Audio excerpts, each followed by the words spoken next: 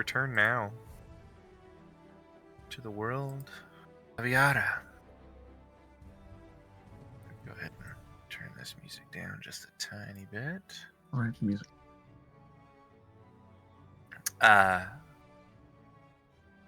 Last we left off, our wild walkers traveling northward, or continuing their travel northward from the village, or from the crossroads trading town of Grossforth. Got about a day or so into their journey before making camp in a small copse of quaking aspens out on the lower plains of Iara.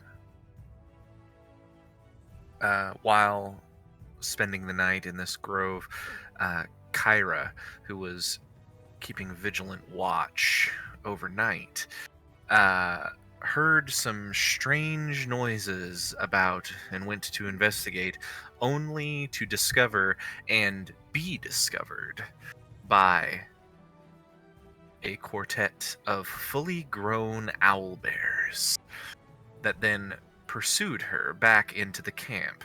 A quick casting of darkness, some eldritch atrocities, and a few other things being thrown about, and the Wild Walkers emerged victorious. Oh, thank you. Only for them to all witness the forest spirits, the dryads of this place, come and give a somber farewell to a tree that had been knocked over during the fight. As you all prepared to leave, this fight having happened close to dawn, and headed back out towards the road, Ewan took a couple of extra moments to, give a thanks to this fallen tree, only to be approached by one of these dryads, who looked him up and down curiously, before softly touching him on the chest and saying, "Welcome back," before fading into the tree once again. We pick up our story in the mid-afternoon, a bit later that day, traveling along the road here that travels northwards with the river running. Is the river running through it? Ho-ho! You are currently right about... Let's see. Goodness gracious. God, we've barely moved. You have barely moved. You're sort of in this space here. Maybe like a quarter inch or so above the bridge that travels outside of Grossforth. Important to remember, Travis. We're moving way fucking faster than they are, though. Fair enough. And yeah, it is the middle of the day as you all are traveling along. I would like somebody to roll a D100 for me. Oh, Lord. I did Paul's it last gonna time. do it. Fuck yeah, Paul. I'm gonna do it on D&D Beyond. Oh God, Paul. D&D. It's D&D. I was To excited. everyone. 31. 31. Not bad. Number. All right. On a 31, as you all travel throughout the day, it is clear skies in the morning, fading into just light clouds in the afternoon. Nothing to impede your travel. It is a rather beautiful day. Occasionally that sea breeze from the coast comes in, and it's a little bit chilly. But it is summertime here, and most of the time it is a pleasant journey. You've left the cobblestones of the road far behind and are now traveling along a dirt path. This is the second of 5 days to Gedlin, and, well, my wild walkers, what are you all up to as you travel along the road here? Kyra is holding a book in front of Ewan's face. And it looks like a very arbitrary child's book of some kind. And she's like, no.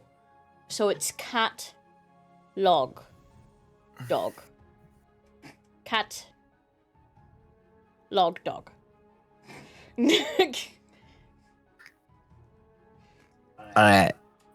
Right. Mm-hmm. You're not getting any of this, are you? I'm trying real hard. Is it not cat, Matt, and rat? Or no, it's catalog dog apparently. But I mean, I don't have a lot of experience with words, so I just kind of got to take your word for it. Well, I'm trying to get it at the very basics. I mean, if we want to go, I can go further back. I figured that because you could talk, you could probably jump right into reading, but that is bombastic of me to assume. Wolfwan's just jogging along the cart. Why is it specifically in that order? Because it rhymes a little, so it's easier to remember. But cat doesn't rhyme with log or dog. Maybe. Oh, that's a good point. Why are we trying to remember this again? I'm just trying to help him read. I can't read. Oh, that's right. You can't I read. grew up in the woods like a crazy forest man, and then I chased you all into the first village. Question. Oh, well, Does you he- can't turn into a bear that rips owlbears in half, so fuck Does- you. Does he Black need to water. read, though? So, what? What? You mean he asked me to teach him? Oh, I suppose that's fair. So I told him that I would if he wanted me to. Yeah.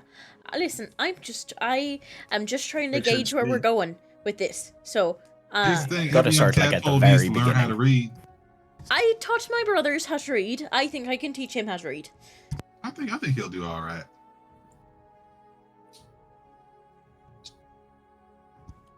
Lady Rhiannon. Lady Rhiannon, who is up in maybe like 3 or 4 lengths in front of the cart, just kind of turns back and says, "Yes, what can I do for you?" Did you have like a proper like schooling or did you do? Is there like I've heard of like people learning in proper like academies and normally like focusing on a specific form of study, but is there something like that in the Fae? Whatnot? Something like it, I suppose. There What? are probably nothing quite so fancy as you might see on the mainland, but the elven folk of the Twin Cities, they have their own sorts of schooling, I suppose. Although, and she kind of laughs and she says, for many elves, due to their longevity, particularly within the Wilderland,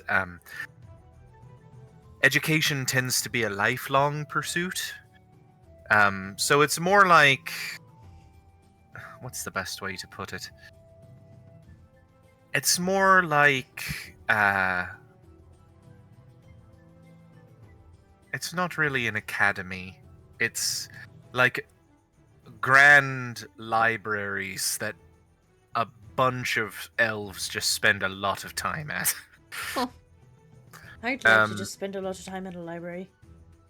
Now, if you really That want sounds pretty to, boring to me. if you really want to go find yourself a true sort of school or a university, that's the That's the cloud giants. The cloud giants are really into that sort of statesmanship and education and grand philosophy and things such as that. I don't know if the cloud giants would just let us up there. They might not just let you up there, but if you can find a way up there, they're not going to deny you entry. Oh, that's the easy part. I can grow wings. I don't There know you if you go. can fly that high, can you? Why wouldn't I be able to? Well, the winds do get a bit rough up there, but You would tire Oh, eventually. we go way back. your best option probably would be to find a cyclops that's down along the shores. But if you wanted to try flying it, who am I to stop you? Granted, we are on the opposite side of the island from there. Well, we're actually getting closer to it the more northerly we travel, but we are on the about the middle of the island from there. So, Oh, I think we saw it when we were at Pentrefairy Moor. hmm, I think I pointed it out to him. very likely so. It sort of moves a bit in not a grand area, just sort of around in that space. All right. Kyrie, you look confused. Is everything all right? Everything's fine. Perhaps it might be a fun thing to do once we're done dealing with this whole Nil and Shadows being missing situation. And other situations. Kyra kind of looks like a weight is on her again, and she kind of sits back.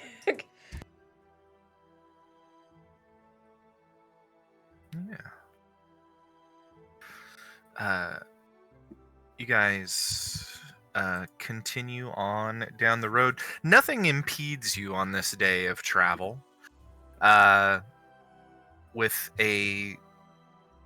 Within a matter of several hours, the sun begins to set. There's nothing quite so sort of out of the way as the copse of trees that you had found the night before. But there is just off of the road a little way, sort of a low point in the rolling hills out here that you could you probably wouldn't be seen directly from the road, but the smoke from your fire definitely would be. I mean, there's no avoiding it. I'm not really super... I'm not going to say that out loud. Never mind. Guys, if we string a blanket between these hills here, kind of, we can have a like giant pillow for it. Gonna need a lot of pillows. Blanket large enough. Ooh, those are both. Oh, I can fix the blanket. Hold on. And Ewan like runs his fingers into the grass. Right, guys, I need you to get a bit bigger. And I'm going to use a mixture of Druidcraft and my weaving capabilities and start making the grass grow into a giant blanket. Sure. Yeah, you can spend quite a bit of time doing this. Druidcraft doesn't affect a particularly large area at a time. No, I'll take my time. As you just start to go around, growing grass and weaving it just as quickly. But yeah, You guys are on food. I've got the. Okay. I will go find something for food. Yeah, you're a ranger. You quickly find some food. You're out within the hills. I'd say that roll a d4 for me, Kyra.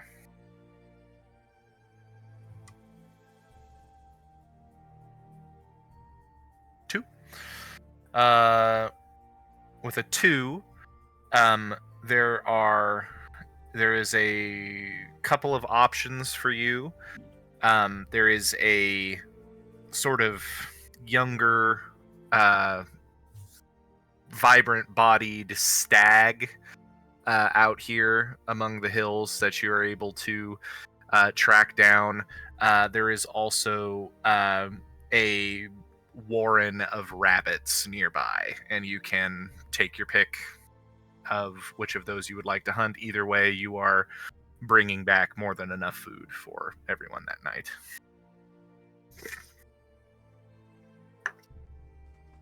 I'll probably just get the rabbits. Okay. Yeah, easily done. Amanda. I just wanted to ask really quick: are we in this little hilly area right outside of Gross Forth? I assume.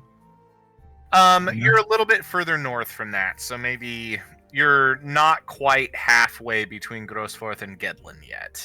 Oh, okay.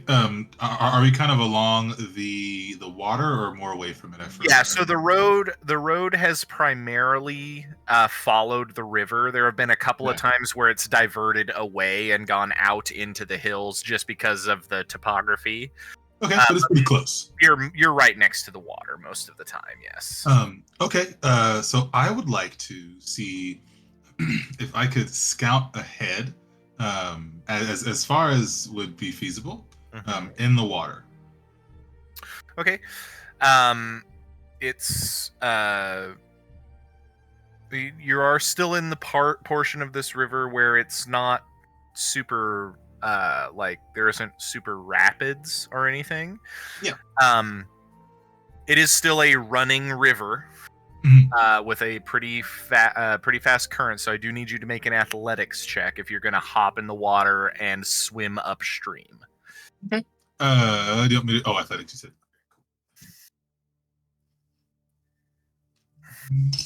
Caitlin, you're blurry. 15. A 15? Yeah. It is slow going, but you are making progress. How long do you want to spend on this? Like most of the night. Like as long as I can get back within enough time to like not be fucking crazy. You know what I mean? Okay. So if you guys are generally getting up around 7 in the morning, I mean, you can scout forward for 3 hours and come back then come back, I guess, and you'd be fine. Okay, yeah, sure. I kind of want to see if I can kind of discern if I'm gonna tell you right now. Ahead or anything. Yeah. It is going to be quicker to just walk along the banks. If you want, you're gonna make more progress if you walk along the bank. But if your whole point is you want to be in the water and not get seen, then that's totally fair. Well, I could actually kind of go along the water so that I can jump in it if I need to. Yeah, and that's perfectly fine. Yeah. Yeah, I mean, you scout ahead, Omenda. It's road, river, and dark. That's kind of what you're dealing with out here. Looking at your map that you guys have. Now, you guys have come across things that haven't necessarily been marked on your map. In this span of time of your travel, coming back and then coming back, you're not really seeing much else out here. You can make a perception check for me. Disadvantage because it is dark. Yeah, sure. 19 on one side, 15 on the other. So 15 plus 7 puts me at 22. 22. Yeah, with a 22, it's on your way back. There is the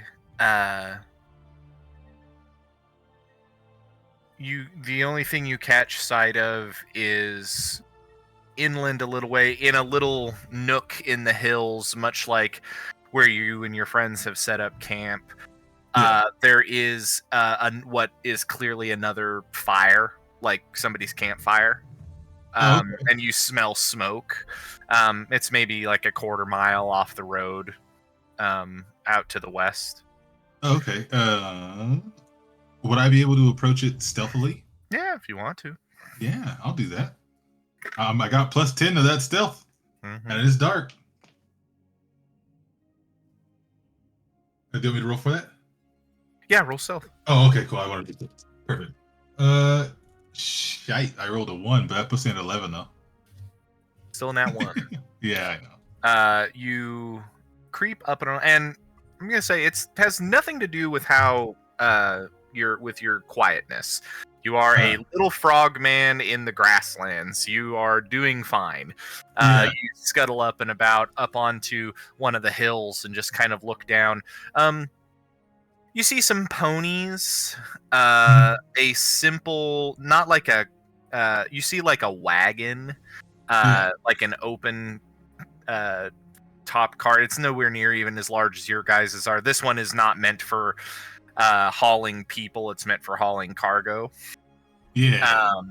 And you see maybe 3 or 4 figures around the fire. With the, I'll carry over the perception check. Looks like a group of dwarves. They are in a bit of a tizzy. It looks like they're jabbering away in dwarvish to one another, and one of them is got like this sort of really fancy armor that glints in the firelight, and he has a big hammer over his back, and he seems to be the one that's doing the majority of like the shouting and moving his hands a lot and gesturing. But there's another one, and you watch with your perception check. You see one of them seems to see something out of their corner of their eye and turns and just looks and sees you on the top of the hill and points at you and goes, and they all 4 look at you and they start running up the hill. At me or away from me? Huh? At me or away from me? At you. This is their camp. They're coming towards you. They see you.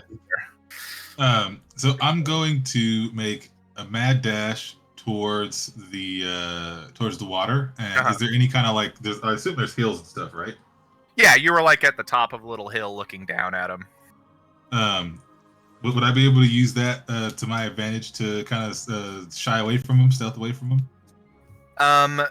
Go ahead. Let's see. What do I want to make this? Make this a survival check as you run towards the water. All right, I'll do that. Let me get a different d20. That one rolled a 1 on me.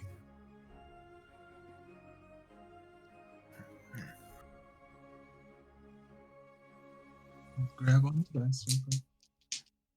Hey, Kyle. It just so I can make sure that my day is right. Have we been traveling for 5 to 6 days, or is it going to take 5 to 6 days from?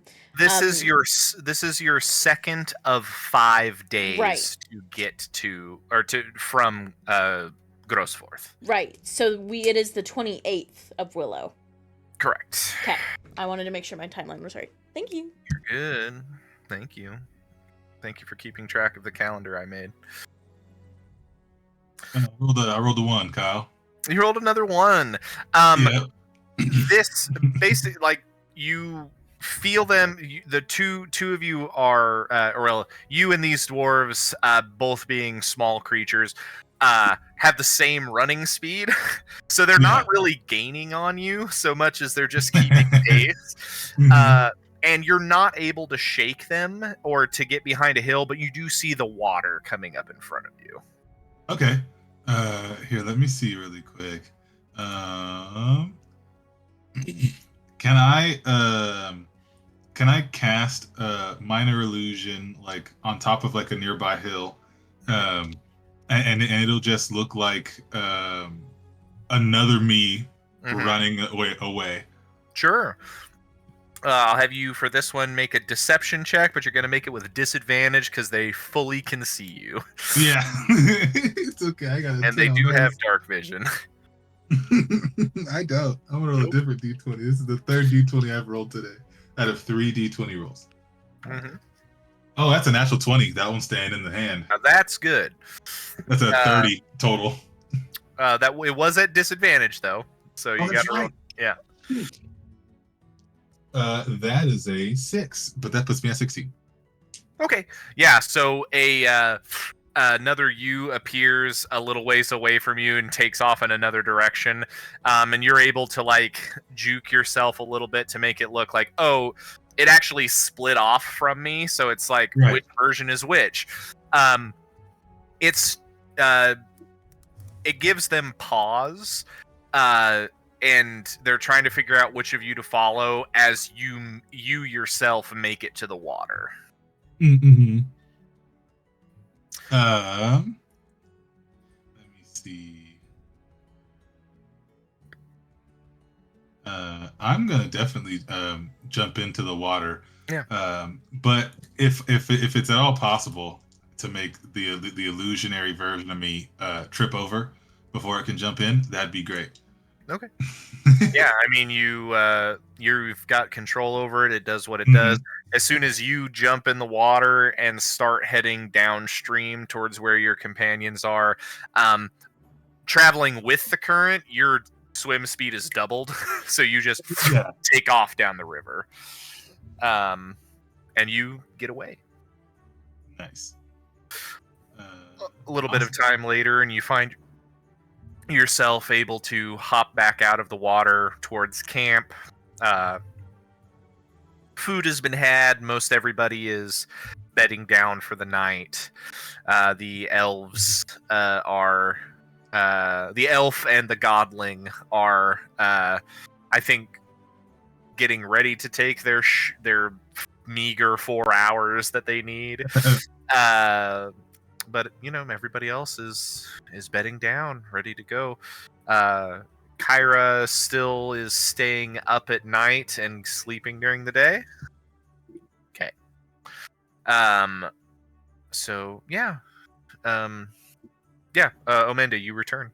Yep, that's all I got. He goes and sits in his little bucket of water. You got it. All of you get a long rest if you need to take one. I don't think you get to take one there. Click the button. It's important for your Kyra, go ahead and take for me a perception check as you keep watch throughout the night, and do it with advantage because you have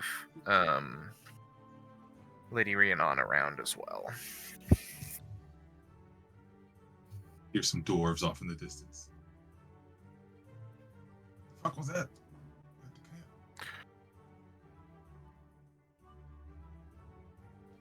I think that's a tarnished 20. I rolled a 12 on both, so.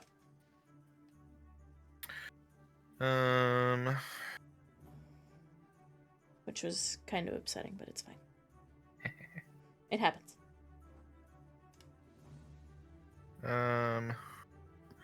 Hold on 2 seconds.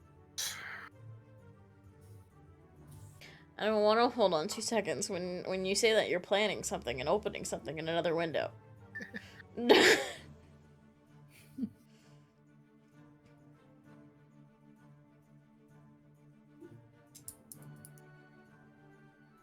I'm actually just sending a text to my dad. You keep your eyes and ears open throughout the night, aided in turn by Lady Rhiannon and Ewan as well, when they're not needing to take their trance. And things go smoothly. It's a simple night. Ewan wakes up with a braid in the back of his hair. This one has what looks like a coyote tooth attached to the bottom. Juniper has 3 new small braids that come into like a little crown to the side of her head. Yeah. Listen. Alright, it's your turn, so I'm gonna go to sleep. Wanders into the car, crawls into the back. Yeah. You guys get up and prepare for another day of travel. Ewan. In the eves, in the night times, Ewan is gonna wait for Rhiannon to do her thing. And when he's up and about after he's tranced, he has a little present for Kyra. So at some point, there is a tapping on your shoulder. Hey, I'm not really sure how to do this. I've never done it before. And it's a good thing that those owlbears didn't. Here, And he hands you that necklace that Ewan's been making. The duck-shaped tiger's eye little situation at the head of it. It'll help with strong elemental influences. It's a protective charm. I think it'll only work like 3 times though, so just pick and choose your usages. Yes, Kyra, you have a trinket of absorb elements. Mm-hmm. Will it break when I use it? I think that the feathers will go away, but you should still have the gem once it's all said and done. It might look different, I'm not really sure.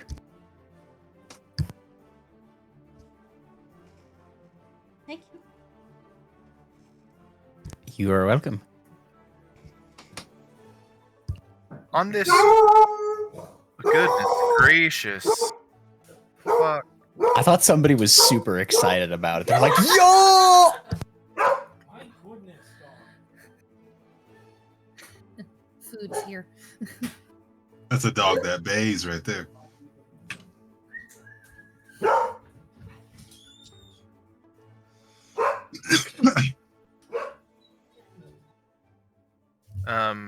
As you guys get set to travel for the 3rd day, the clouds have dispersed. It is a clear day, but there is no breeze today, and it is hot as you are heading into summer. It's, in fact, probably for most of you, one of the hottest temperatures you've experienced, especially on this island. Kyra is whining. Yeah, it Oh, is. it's so freaking hot. Yeah, it is very, very hot. If we're Ewan close is enough to the water, constantly- I'm swimming. Ewan is constantly using a gust cantrip to keep air around him moving. Omenda, because your companions are traveling by horse and cart, you can go hop in the water every once in a while, but again, you cannot keep up with them if you're going to just... Right, yeah. You can get your bucket, fill it with water, and sit in the back of the cart with Kyra. That's a perfectly valid... you I'll can just... fill my bucket. Yeah, you guys can just stop every once in a while and get some new, cooler Yeah, cold water. creek air. Yeah. Yeah. Cold creek water.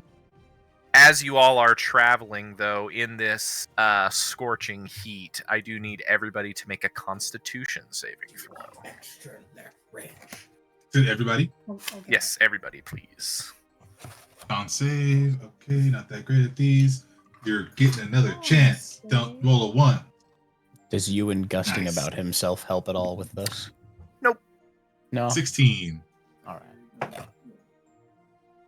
16, good. 12. Yes, sir. 12, good.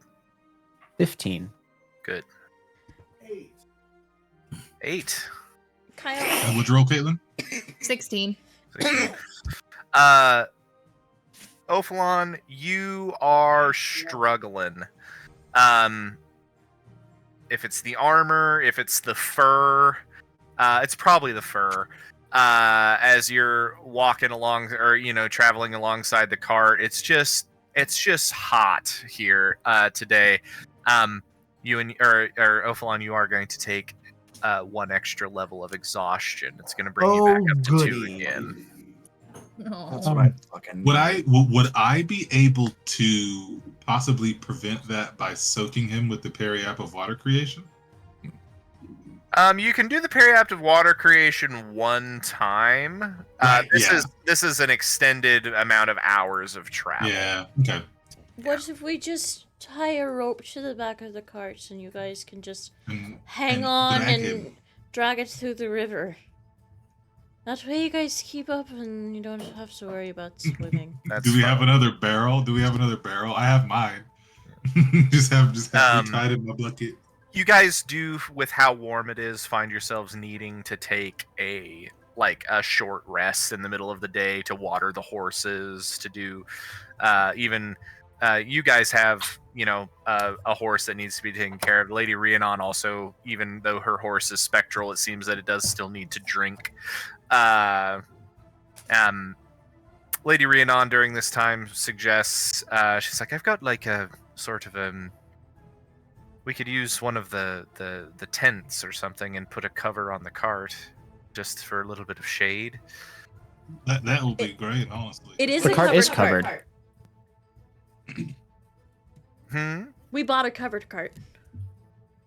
Did you? It is a covered cart. Yeah. Mm-hmm. Oh, Yeah. Oh, let me check. I think I have that. No, I don't. never mind then. That's why Kyra's been sleeping in the back, is because it's dark.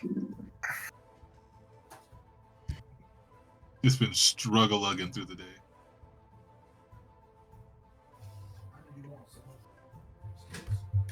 Okay. Yeah. But, I Sorry. mean, you guys continue along your day. Probably through all the tumbles, like Ominda's bucket tumbles over a couple times. She's got to go refill it and shit. Yeah, probably so. Kyra is all of her hair is like clipped to the top of her head, and she Mhm. is fanning. About the I would be like, I do declare I have the vapors. maybe about Tracking hot. an hour or so after your after watering the horses and getting back along the road to try and get some more travel throughout the day. Let's see. Whoever is in keeping an eye out at the front of the cart, would that be Ewan? Oh, probably in this context, but I also had another question that I'll do after your whatever you've got for me. You catch sight of like a glint up ahead, like on the road, something reflecting the sun every now and again, just shining ahead of you. Shine. Oh well, that's far more interesting. I can check this later. Yep. Yeah. The squirrel in me has activated. I need to go check that out. Okay. Ewan is gonna, hey, Rhiannon, you can keep an eye on the cart, right? And he just leaps off of it. Oh. His body dripping into the form of a fox. Actually, you know what? No, we're gonna pull out a new one today. A lynx. A lynx. Got it. Linksy links. And he's just gonna the antlers still present on the head, and he's gonna slink into the off the side of the path and just rush ahead. Yeah, you take off, Ewan. Kyle, is it the first day of Oak now? Or It was first day the of Hawthorne? Because it was the 28th of Willow. Hold on. It's a new month. It is a new month. I think it goes Oak, Hawthorne, Holly. But I don't know. Dash and Thorn. Good sirs. Kyle, confirm the accuracy of your made-up calendar. I gotta find I'm trying my to made-up calendar keep it first. straight. I It's know. very important to me. All Kyra has a calendars are made birthday. up. Let's see here. The Gregorian So one is it made up too. is- We just finished the 28th of Willow. It is the 1st of Hawthorne Damn it. today. I thought I was right. I was wrong. It's okay. How many Now I days know are how in to these read the months? calendar. 28. There's 28 days of every month because it's more efficient. There's I like- one. Yeah, there's one extra month, so there's 13 months, all 28 days. Juniper's birthday is going to be on the 17th of Hawthorne. It was supposed to be.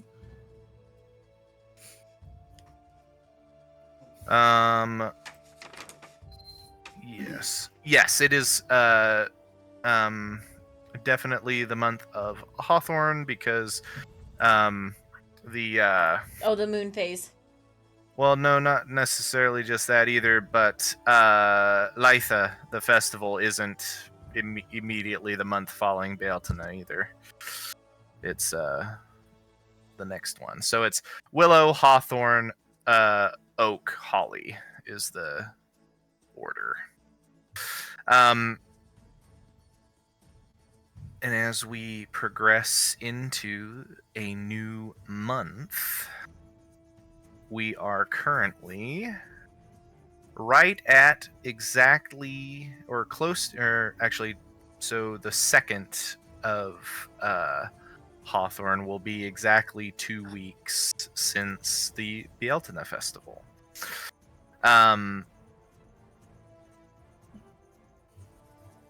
You are Ophalon and Juniper. You guys are feeling a bit of a drag from this time that has progressed. Juniper, yes. Just going back to the heat of the day, Juniper is absolutely miserable right now. And I imagine her very curly hair has frizzed out from the heat and humidity. Mm-hmm. I can't stand this. And she's just tugging on her hair. Ophalon's just kind of shiny. Do you want me to try to braid it for you? I want it gone. Do you want me to cut it off? What? I did All that of one it? winter. Not all of it. Just... This is insane. Do you want me to cut it? Okay. I will, She's where still is... Ewan has, like, shears. Where did he go? Shit.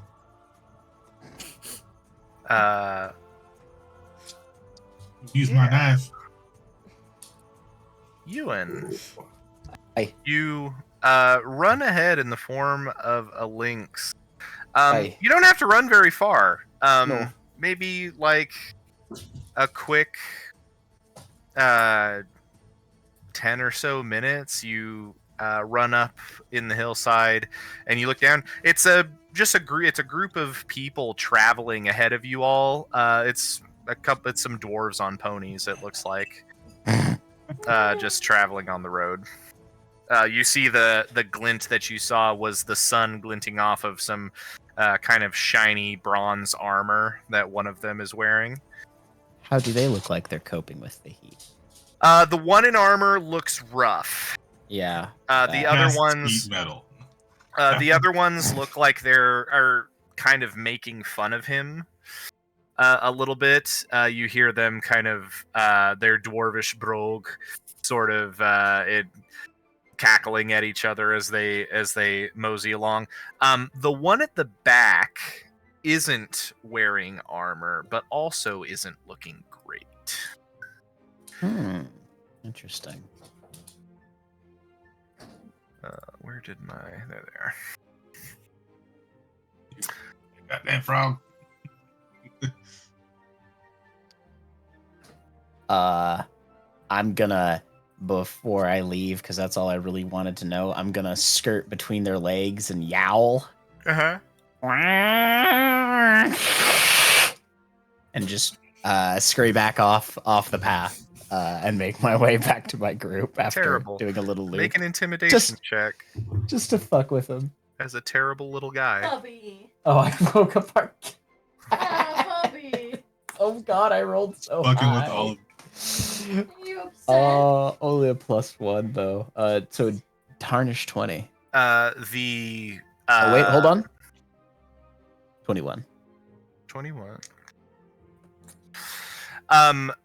The three the two dwarves that are kind of good-naturedly making fun of the one in armor both keep their ponies under control.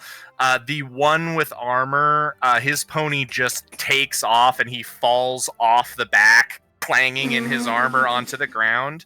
The other one, the one in the back that really wasn't looking great, like he doesn't look like he has any control over his horse at all, and the horse just bolts to the west. And he's just kind of flopping around on the saddle. It looks like he's actually passed out in the saddle, and he's just off to the west. Man's all fucked fucking up. with these God damn. dwarves. We just decided to fuck with these dwarves this whole time. Well, yeah, that's my prerogative. I'm Fae. They should have had better control of their horses. If they had a better relationship with their steeds, this wouldn't have happened. Maybe they shouldn't be riding horses that they don't know that well. In a short amount of time, you make it back to your group. This lynx trots so proudly up to you, Travis, as you are jogging next to the cart. There's just as you come running or like toddling back up, the Lady Rhiannon just like has her eyes fixed on you and just has a raised eyebrow. Ow! Where are your shears? For your leather stuff. Ewan's just gonna leap back up into the cart, and as he does, he kind of like lands as an elf in a squat. I don't know, somewhere in here. Give me a second. Would you just McGonagall yourself back into the Correct. of the wagon? That is exactly what he just did. I don't know who that is, but I catch your meaning, yes. As he's just like elbow deep in this bag, or just shoulder deep, just. I don't know, somewhere in here. Oh, there they are. Why? I'm gonna cut Juniper's hair. Why? It's hot. It's hot and I'm dying. Right, but we're heading north. I don't care. But like once we pass the mountains, it's gonna be really cold. And Well, even if we'll it's keep summer, it- like it's gonna. My hair is a menace and I can wear a hat. Yeah, we'll keep her hair and make it into a beanie. Ew. What do you mean, ew? It's your hair. He's got a point. She's got a good word. It won't be my Yeah, hair but, when like- I it's bet cut Mordred off. would love to have some. Do you? Do you not clean your hair with some great cleaners and stuff and keeps it moisturized? For his legion Wow. of spiders. What the fuck? You guys don't have a legion of motherfucker. spiders?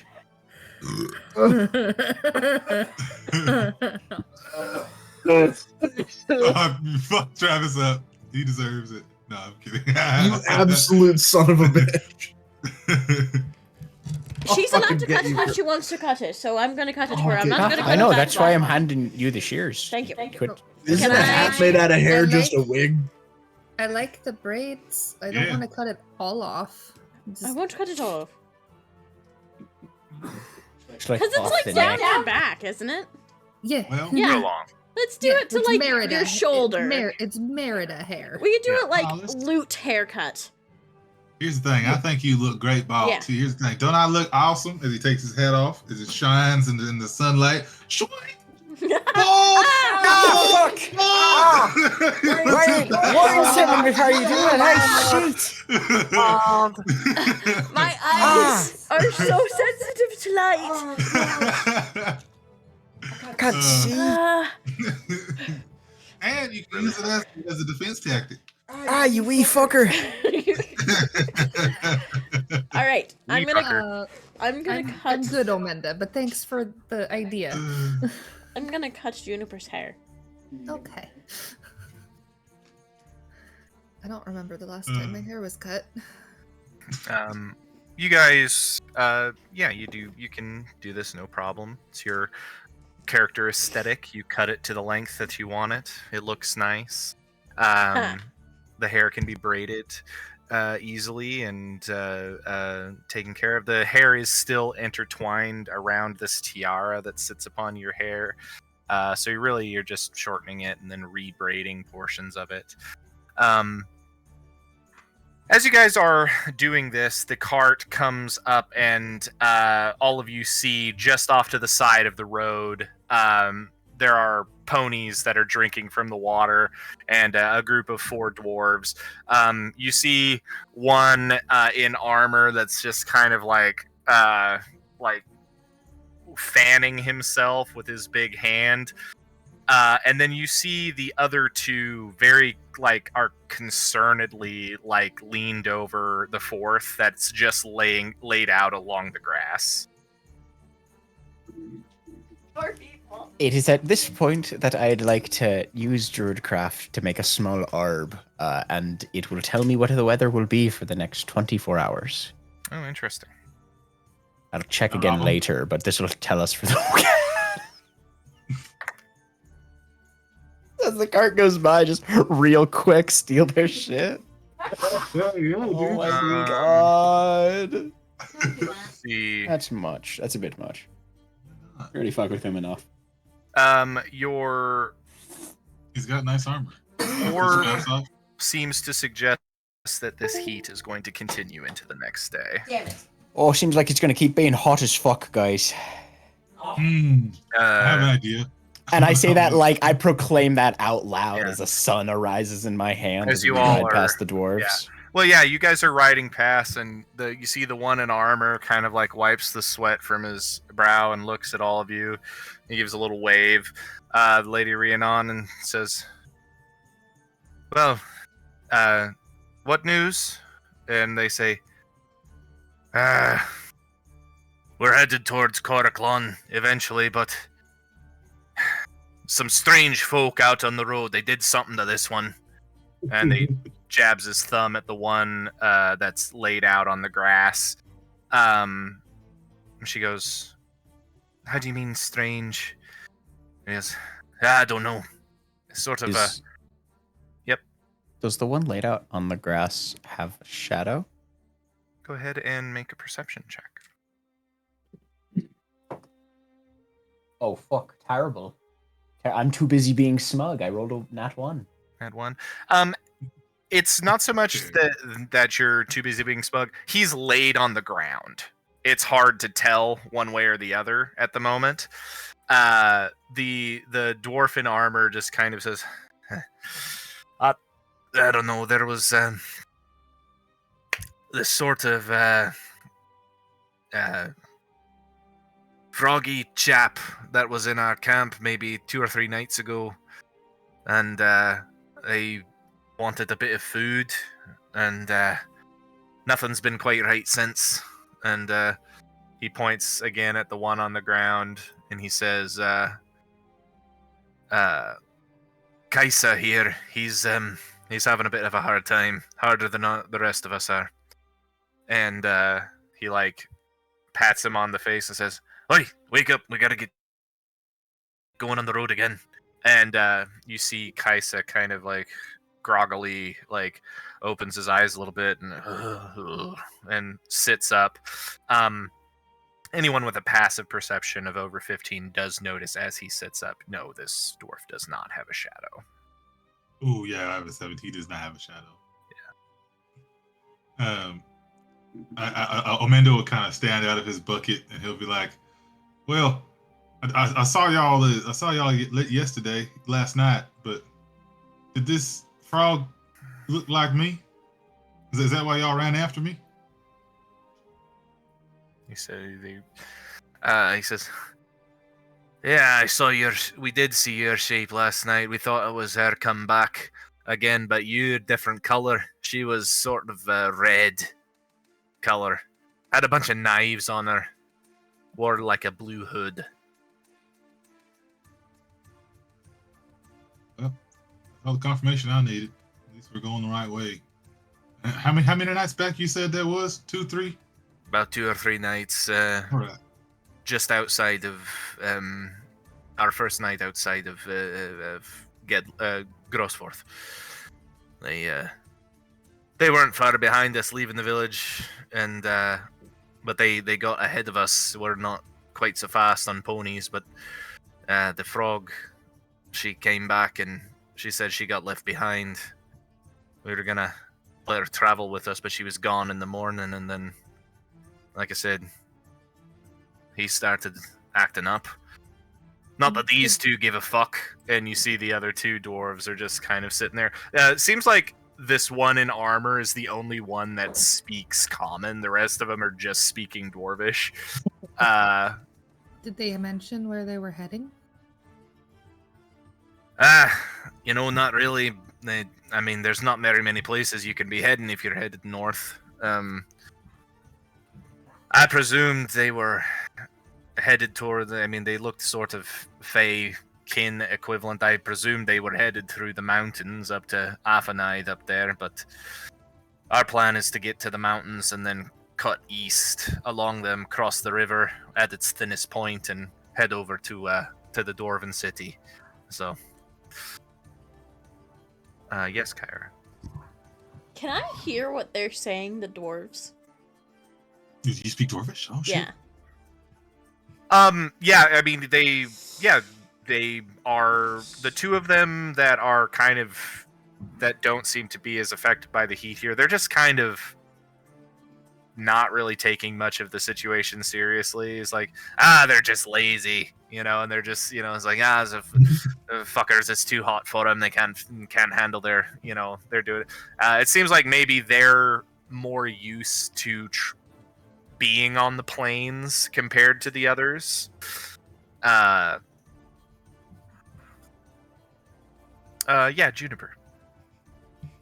Juniper's passive perception is a 12, so she doesn't notice he doesn't have a shadow right away. Mm-hmm. Oh yeah, he doesn't have a shadow, I'll tell you that. Your friend doesn't have a shadow, right? The two that are goofing around both kind of just stop and they look at each other. And the one that has been talking to you, he like looks down at his friend. He's like, kind of pulls him up onto his feet, dusts him off, and looks around. You see him like walk around him like a dog, like looking at every inch of him. He's like, "But great governor himself, you're right. He doesn't have a shadow." The group you ran into stole it. They stole mine and Ophalon's as well. We're trying to catch up to them. Stole shadows? What is that? Some sort of fey nonsense? Changelings. Over Yes. there, become one. You I see, think, right? Huh? I think that's the thing, right? If you don't get it back after a certain amount of time, you become a changeling or some shit. Yes. Mhm. Yes. Yeah, and you inform them of this, and the two that were goofing around actually start to take things a little bit more seriously as things are communicated back and forth. And this one that's been talking to you is just like, oh, fucking damn it, Fey bullshit. Thank you for this information. My friend is looking worse for wear than we are at the moment. Yes, he is. And if he was poisoned, I might be able to help with that. I'm pretty used to those type of poisons myself. If you're offering assistance, that would be acceptable. Just enough to get us on our feet and traveling. We've got to get somewhere to deal with this quickly as we can.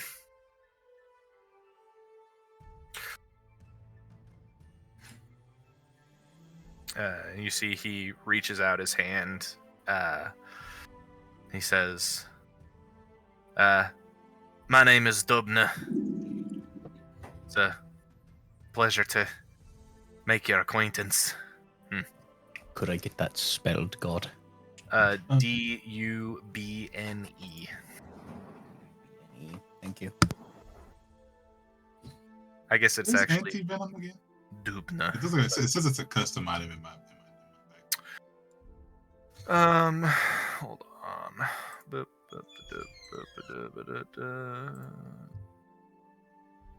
Antitoxin and anti-venom. I know one is like a temporary thing or something like that. And I don't even know if he's poisoned, but I assume he is. Make a medicine check.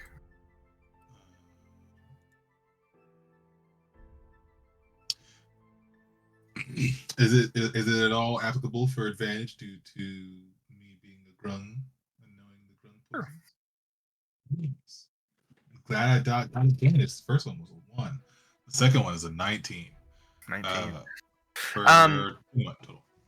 You are seeing easily here, Omenda. You are seeing someone who is under the effects of having ingested a fair amount of grung toxin. Hmm. Like somebody spiked a drink or something with it. You guys like drinking that Groxon? Well, I guess you'll be a little bit more cautious about who you share a drink with next time. Would my antitoxin like out of combat be able to just get him like unpoisoned? What it's gonna do is he's making a save every hour, so it's gonna give him advantage. Okay. I'll pour that into a glass. When the lead dwarf introduced himself, Juniper introduced everybody. Yeah. And then from your character sheet, Omenda, can you tell me what the saving throw is for grung poison? Yeah, real quick. It is Constitution save, DC 12. DC 12. Oops. Go ahead and roll immediately for him with advantage. Yes, easily. Nice. He immediately starts looking better as you see, and actually he drinks the antitoxin and like a minute or so goes by, and you watch him just turn over and like just expel the contents of his stomach across here. And it's that kind of gunky red mucus-like venom of a grung that is expelled from him. Yeah. Far too much. Be all right. You're thinking that. All right. Yeah, you're thinking like Omenda. You know the effects that this has on people when they just touch you. This dwarf might have just ended up dead within the next day, especially if it continued to be hot. Like that was far too much. And in fact, you know, again, from who you are, like a grung doesn't just produce this much toxin in a day. This is like been collected over time. Like they've been collecting it. Yeah. Like I'm gonna have to up my poisoners game. I'm gonna have to part with her. But you'll be all right. You'll be all right. As he pats him on the back. All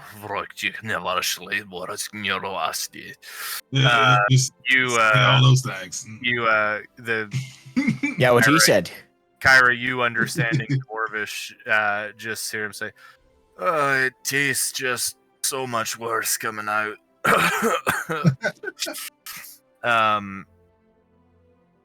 You see the Dubna, he's like, we appreciate the assistance.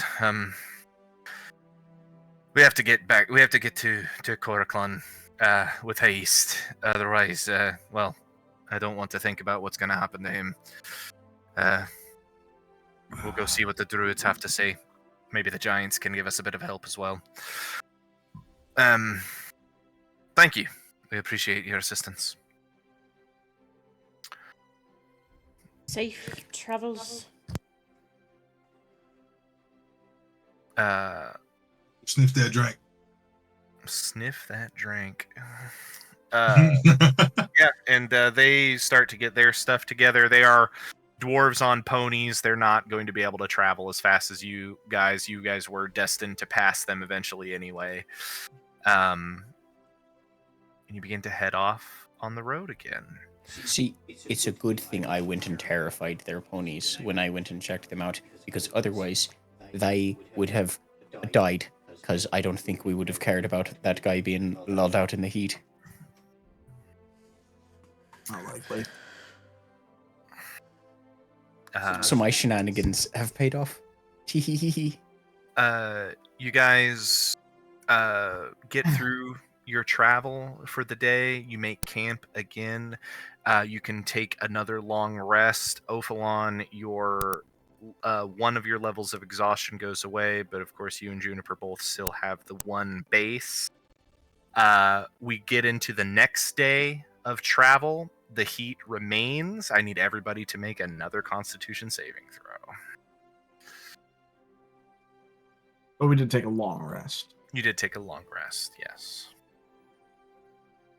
so I'm not low on health anymore. 9. 9. 8. 8. That's better. That's a dirty 20. 30, 20. Fuck this, I'm gonna make it rain. It's too fucking hot. That's a 4. Damn. Oh, yeah. Let's hope today isn't the day things happen. Yeah, it's raining time. Everyone who gets under a 10 takes a level of exhaustion. Ooh. Is it possible for me to give out some bardic inspiration to Kyra for the 4? Wait, with a D6 6, we'll put her at 10 if she got a 6. It would. I'm going to rule that because once again this takes place over the course of several hours. Probably not. Struggle City. That's the Yeah. Actually, Omenda, here's an interesting thing. Do you, if with your bard levels, do you have Song of Rest? I don't believe I do. I'm only 3rd level bard. I've got just enthralling my enthralling performance, mantle of inspiration. Okay. Never mind. They would do that otherwise. Yeah. That might help.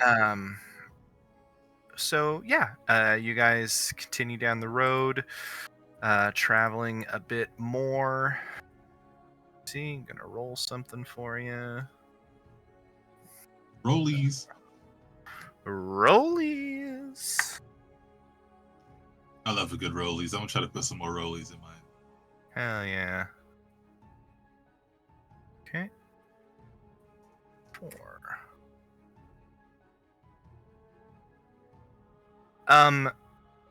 As you travel here,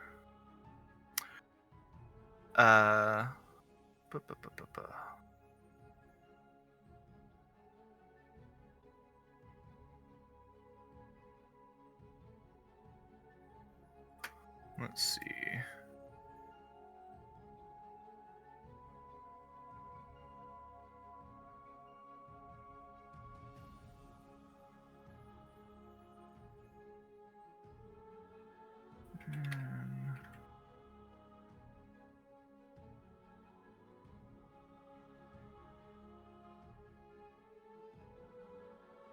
Oops.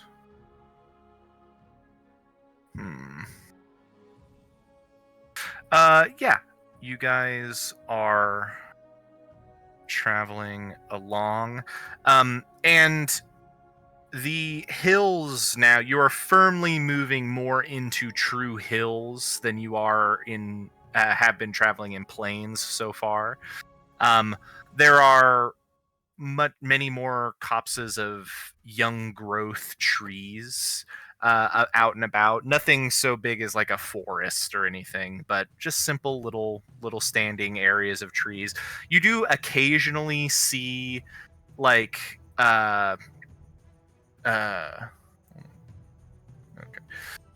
guys do occasionally see what looks like maybe farmsteads or like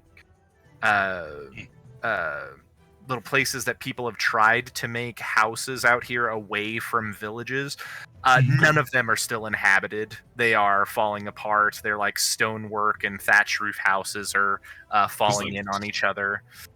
You know, you see like paddocks where people tried to keep animals that have been broken open. It's dangerous out here on the plains, and it's far safer to stay amongst the towns because at least there's some area of protection. You are also getting to the point where the river is becoming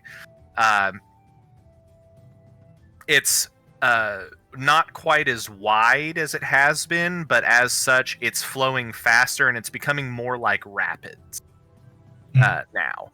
It would be very difficult to swim in this river at this point. You guys can still collect water and do all those such things, but this is the point on the river where they were saying once you got up to this point, it would be nearly impossible to take a boat upriver anyway. But yeah, this fourth day of travel, aside from the intense heat, goes without issue. Oh, I forget. Did we get like an exhaustion thing for the heat or something like that? If you got Yeah. under a 10, you got 1 level of exhaustion.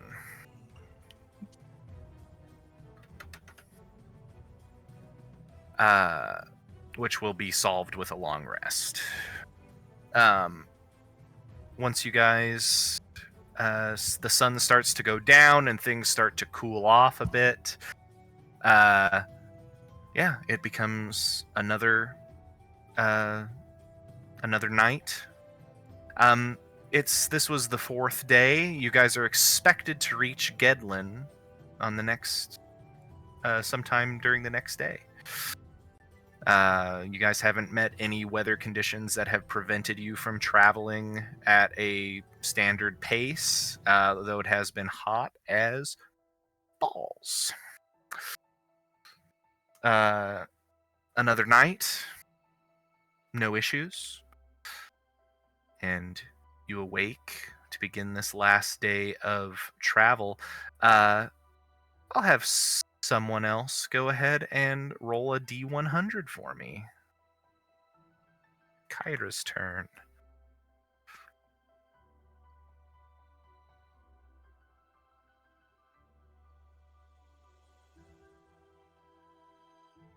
What? I was showing the dice because they're cool. Oh, yeah, they are very cool. I like them. I believe that is 2. A 2. A warm summer rain comes along on this last day of travel. It is a nice reprieve from the heat because you are traveling on a dirt road. It does impede the speed of your cart a bit. You guys were projecting to make it to Gedlin by about midday. It's looking like it's going to be closer to evening now before you arrive at the last village before the vast wilderness. I'm gonna crawl up onto the top of the cart, Mhm. and just splay across it. And Ewan has beat you up there. hey, you could like make your own weather patterns, probably. There's room. Shut up. Do you think we might get lightning? I hope so. Oh. I grew up in the mountains, so we never really got, we got really bad storms sometimes, but never really lightning or thunder or anything like that.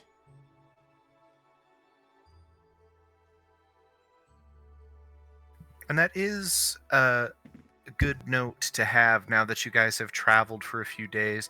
You're fast approaching the Galar Mountains to your north, and they stand rather imposing in front of you. Their highest peaks covered in snow here, even in the middle of summer. And they just seem to loom larger and larger as the days go by. Now, this day with the rain, the clouds that stretch out over the plains here go right up to the mountains, and you can't really see the tops of them, but their shadows loom ahead of you. Like those. Those are closer to what I grew up in.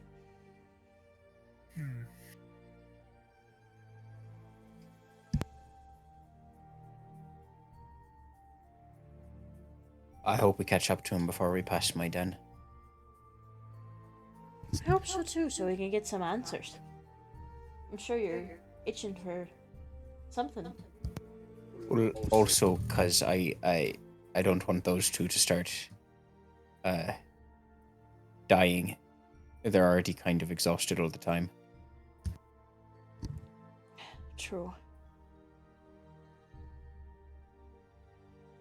I'm worried about it.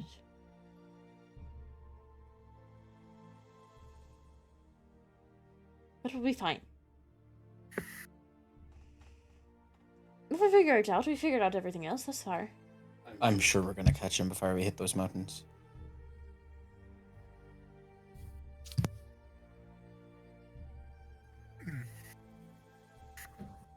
The rain continues to fall. A nice reprieve from the heat, keeping you all a fair bit cooler. There is a light breeze with it as well.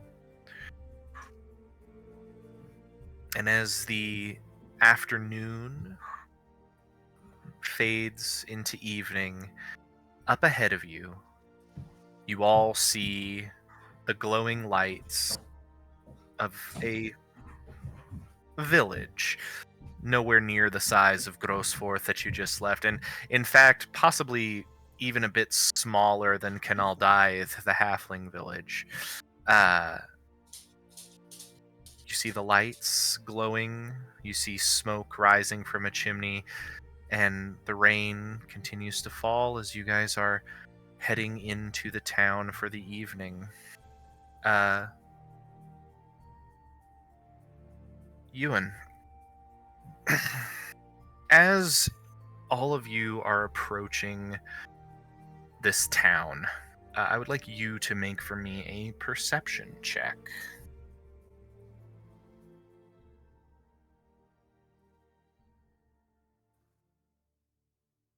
Oops. 23.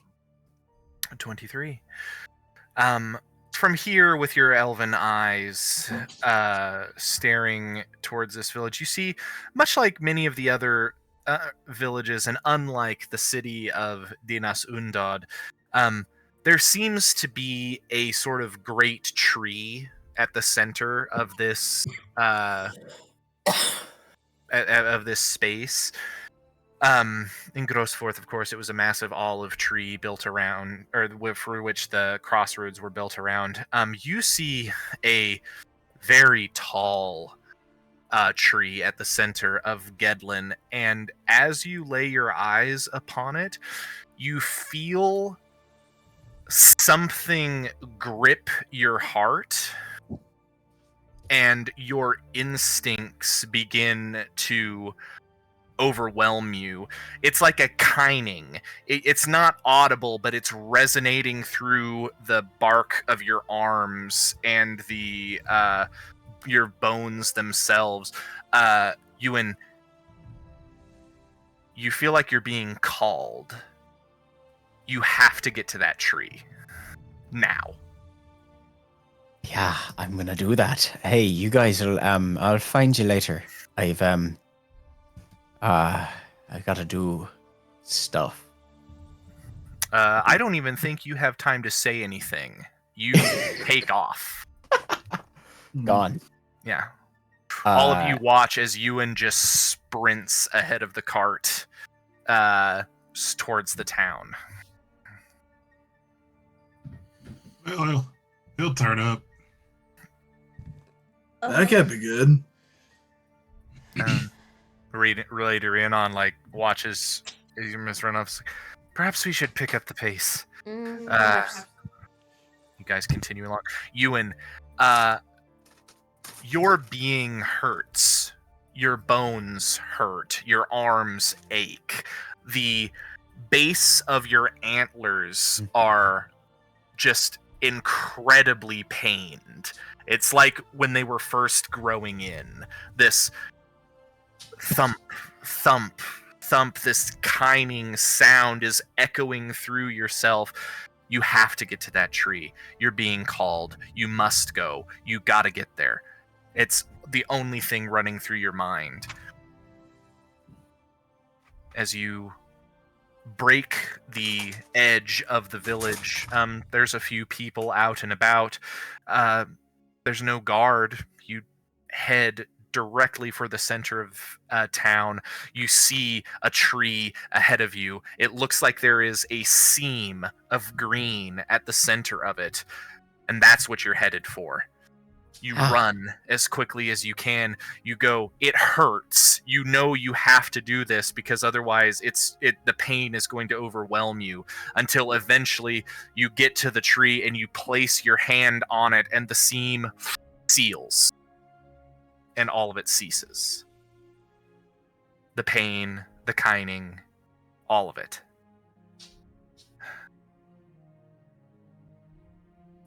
And you just stand there breathing.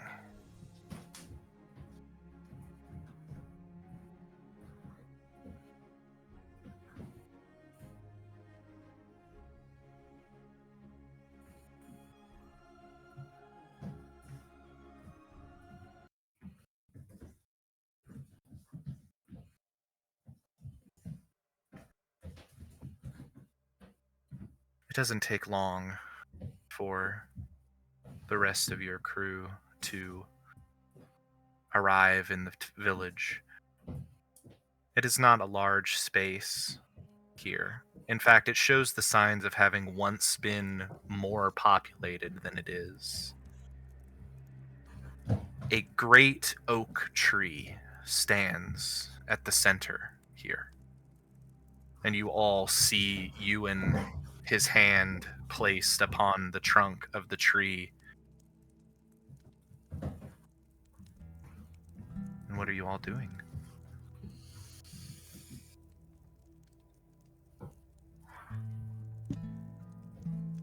What's going on, bud? Took off there. She was screaming. Who was screaming?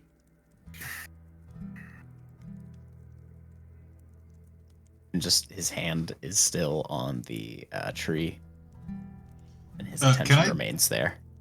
Can I do like a little magic check, a little arcana check, see if I can see any. I'll let you. You can make an investigation or a perception check here. Cool. Yeah. I'll do perception because I'm better at that. Okay. 16. 16. This oak tree is massive, Omenda. Unlike the olive tree from Grossforth, this is an oak tree just tends to grow taller. But even by your experience, most of you, this is a massive oak.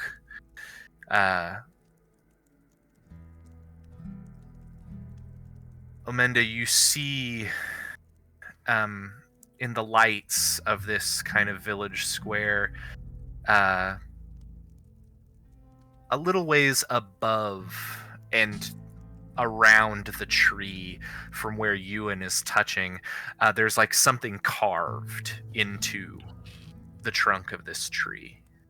The tree is still living, but something has been carved or shaped into the side of it.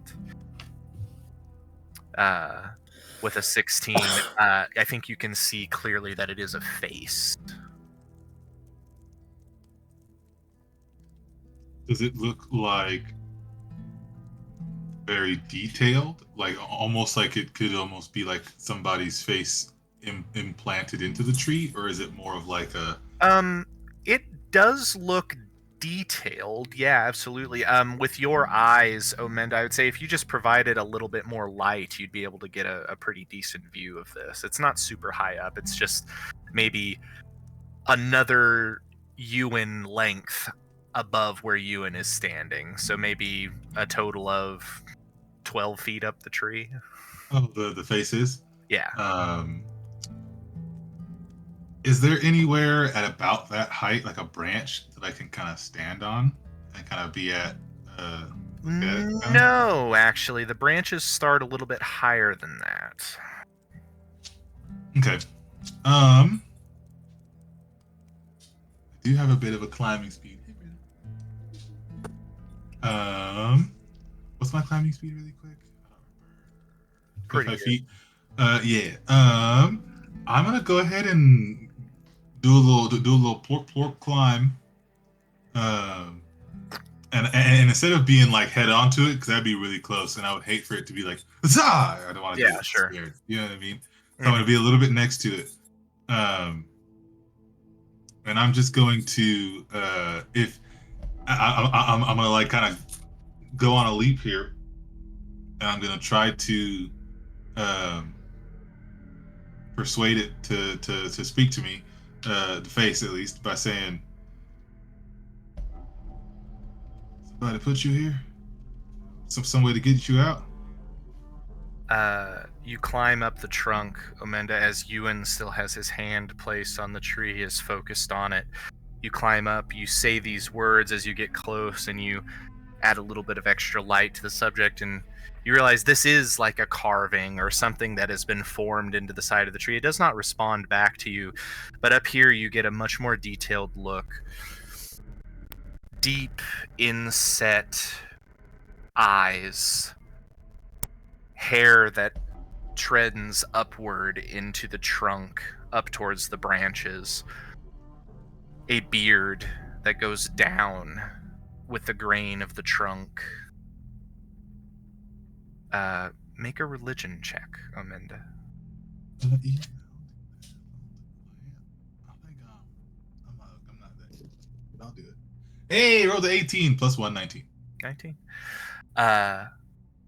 This is the King of Oak, the old man of the forest. This is the face of Sylvanus, the god of wild places.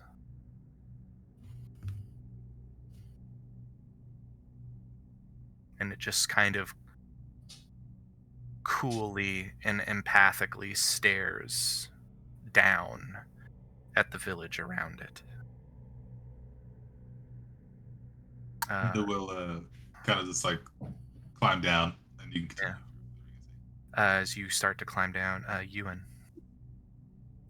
Ewan holding his hands to the trunk and ignoring that chicanery, would say in Druidic to the tree, just kind of like rubbing the space where that seam was. What did they do to you? Make a nature check with advantage.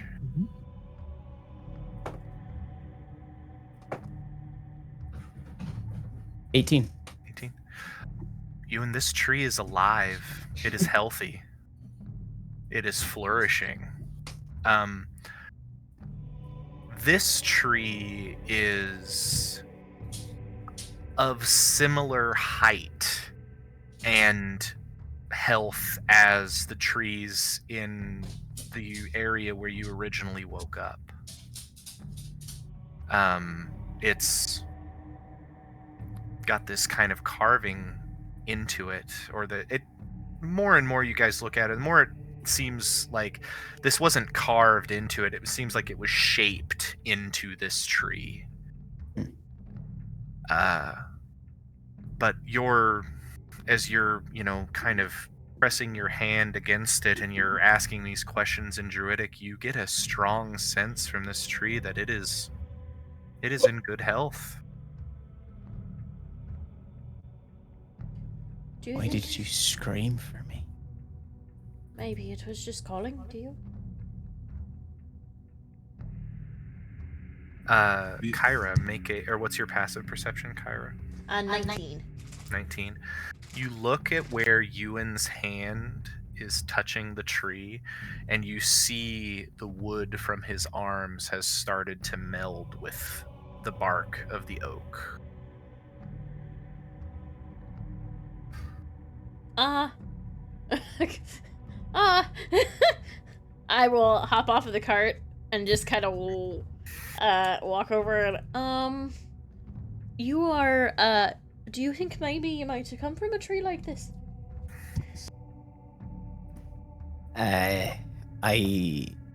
No, I don't think there are any trees like the one I came from. Well, you're getting a little handsy with the tree. You're like melding into it. Is it getting worse? No, not Okay, so much. that's good. Can I try pushing into the tree? Yeah, your arm just sinks up to about your elbow into the tree. Oh, this is fine. Keep pushing into it. Once it gets to the point where the woodenness of your arm ceases, you cease to push into the tree. I would like to use a key point and my action to activate my wooden form Mm-hmm. and make my entire body oaken.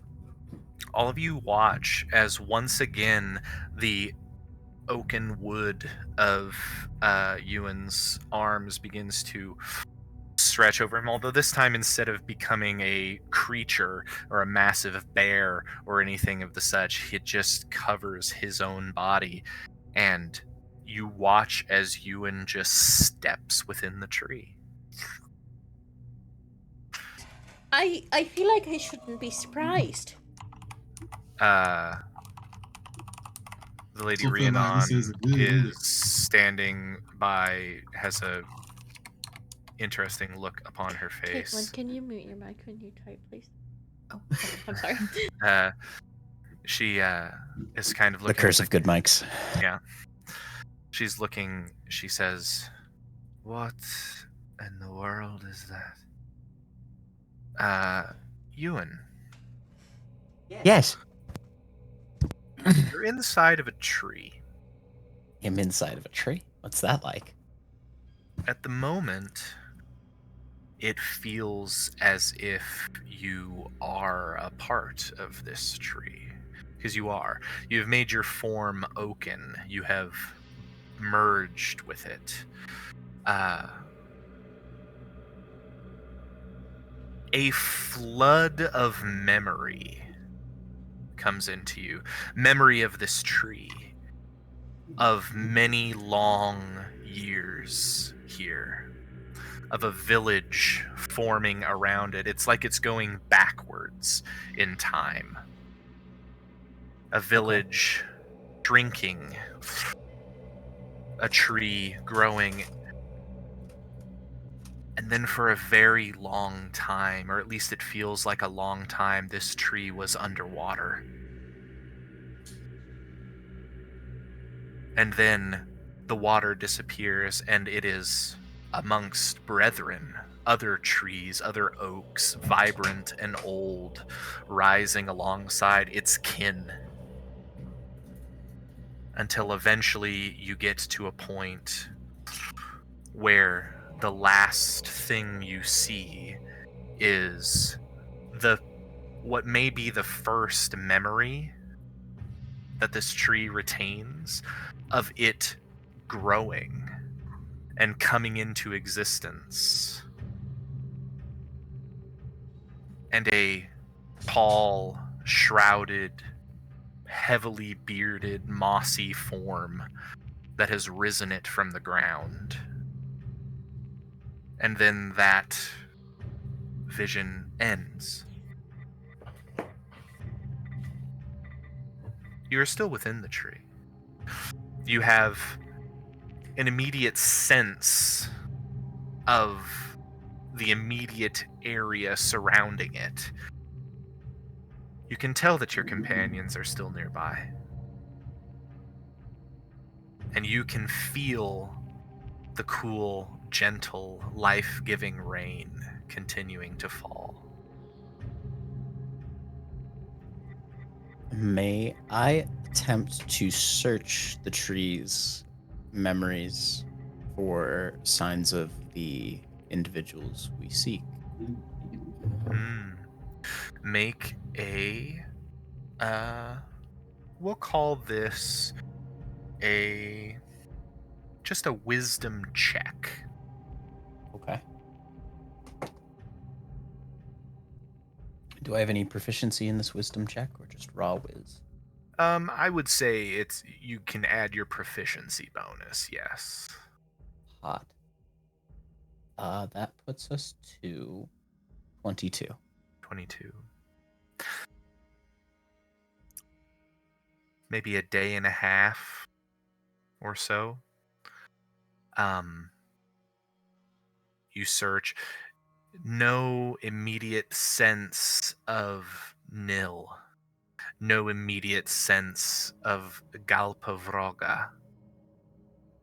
But what you do sense is the chitinous, skittering legs of a strange spider-like creature crawling up in the middle of the night into the boughs of this tree to get a vantage point, to search, to look, before descending and disappearing again into the shadows.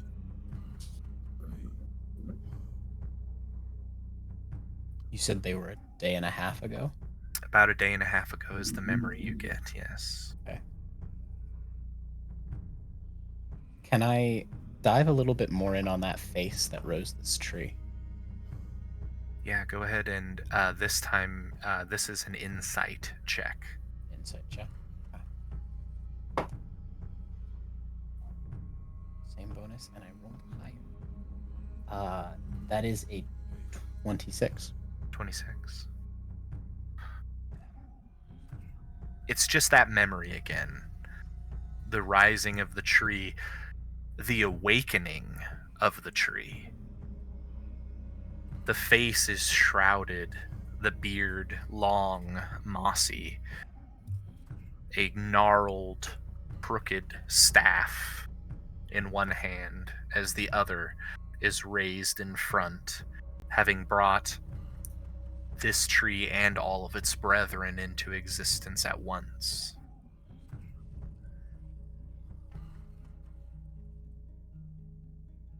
The memory ceases.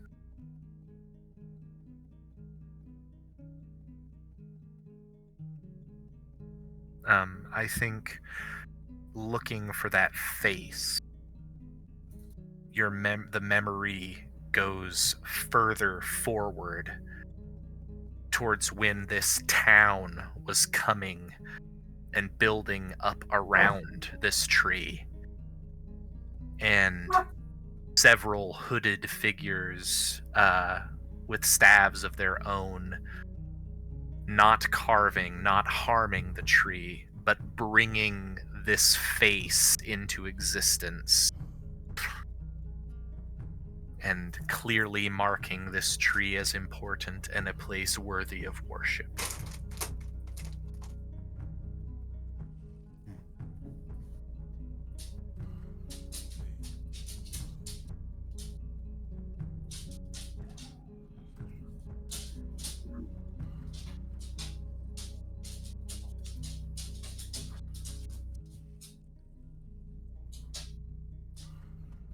Okay.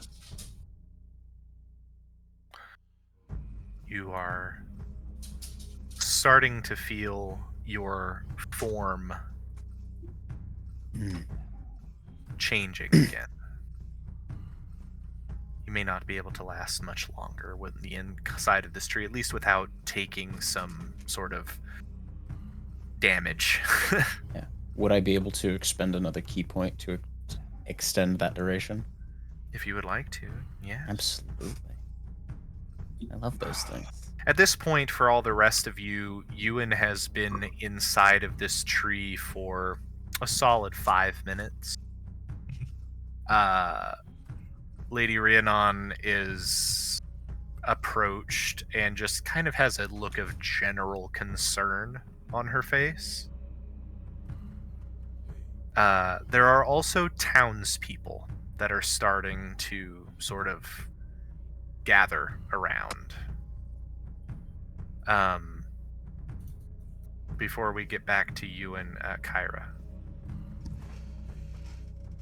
Is this the only tree for a while that we've found? No. As you guys have been traveling further north and getting into the hills, there are more and more copses of trees. This is the only tree of this size. Every other tree you've seen has been much more young growth. Right. Gotcha, Um, gotcha. Kyra, make a history check for me Yes, sir. with advantage. Yes, sir.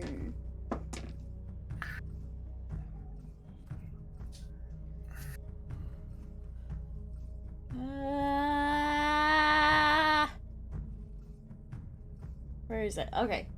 19. The stories of this island that you have heard and learned of, that, and even in recent weeks, having learned that much of the southern portion used to be underwater. Trees don't get this big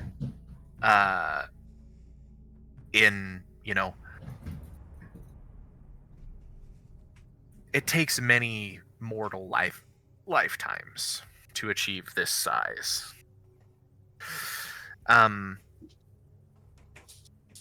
There is no way this tree has to have been around since before this land was flooded. And it was already of significant size when that occurred. And unlike many of the others, this one just happened to survive somehow. Can I approach one of the townspeople? I apologize, I don't mean to bother, but, this tree feels special. Why? If you don't mind me asking, I'm sorry if that was rude. The person that you've approached, they have their hood up in the rain. You see kind of a gnarled stick in their hand. A tabaxi woman looks at you and says, "This is a tree of the Elder Heart. A tree of the Father of Oak.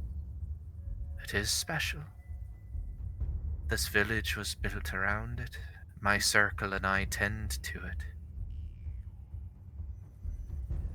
If I may ask, who are all of you?" We're just travelers going past the mountains. I'm sorry, what do you mean an Elder Heart? Like it was, like, chosen? By... This is one of the original trees. Oh. Is it your circle that carved that face into the, or not carved, but formed that face into the tree? Yes, our predecessors many generations ago, when our circle first was formed. That's Sylvanas, now, right? Yes, the King of Oak. The old man of the forest, although, and you see she kind of looks around sadly and she says, "There's not much in the way of forest this side of the mountains anymore." Sad to see. I'm gonna go up to the tree and put a hand on it and I'm like, Ewan, I don't know if you can hear me. But this is like Sylvanus's tree. And I don't know if you should be inside of it. You feel, you feel as if Kyra's hand was touching your own body as her hand presses against the tree, and you hear all of this clear as day. It echoes around the space that your consciousness is in, but you hear it. Kyra, I'm going to use the gust cantrip for this. Kyra just feels a stirring of gentle summer winds warm about her clothing as she does this. Yes. But I have more questions. I think he's busy. Juniper. You feel a stirring at your shoulders and look to your side, and you see Bramble, her eyes affixed on the tree, and she looks more akin to the way that she did when you all were within the Wilder Land. A bit more wild and fey and strange. Oh.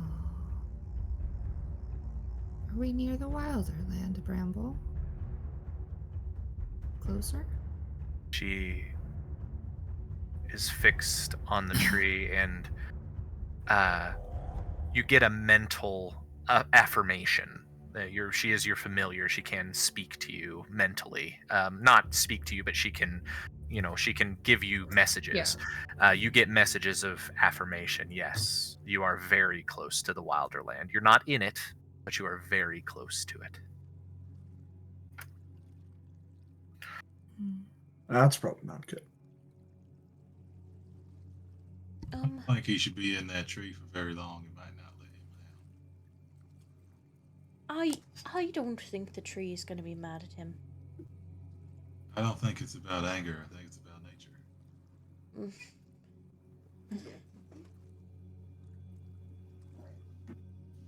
I don't Well, think we he's can't gonna stop come him out.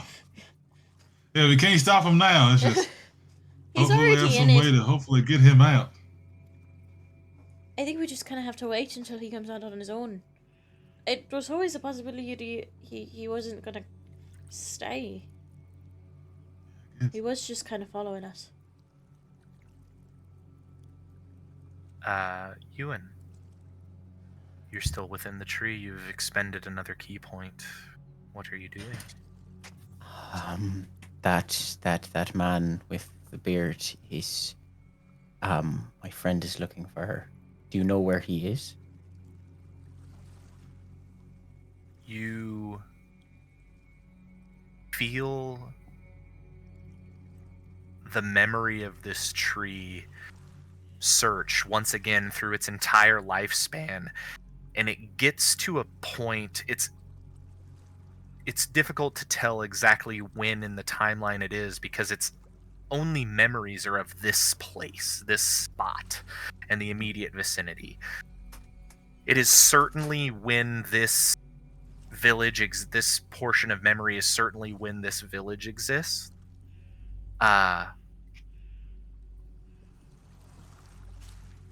You feel like a presence that should be ever present, disappear.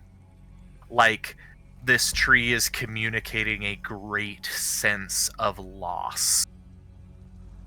Like something is gone that was never supposed to be gone.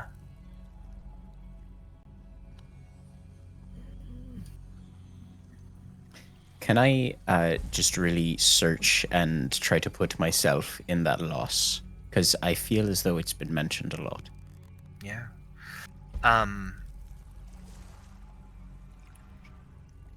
Go ahead, and I will make this a... I'm gonna make this a Constitution saving throw for you, Ewan. Okay. No. That's all right. Good to know. You'll be fine.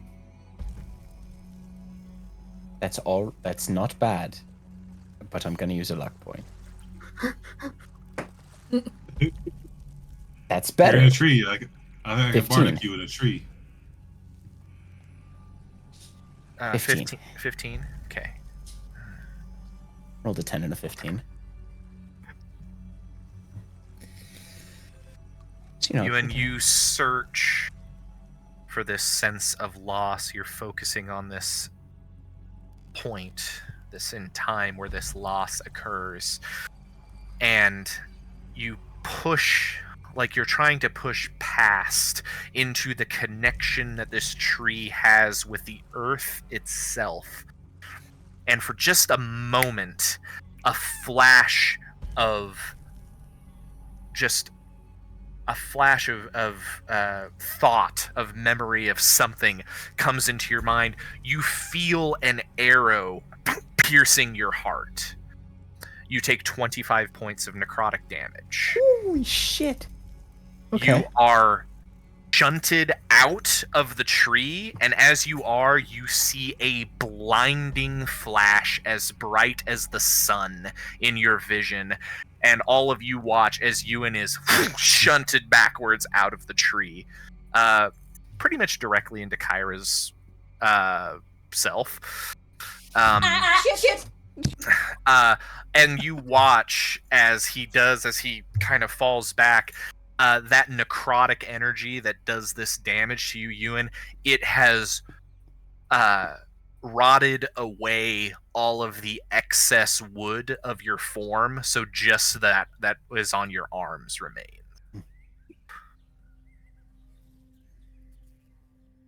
And there's kind of a small gasp from the crowd. The Tabaxi woman, you see a few more in similar garb to her have approached. All of them here seem to be Tabaxi catfolk. Do any of them seem to look upon us negatively? Make an insight check. Yeah, it's not that bad. 17. They don't seem to.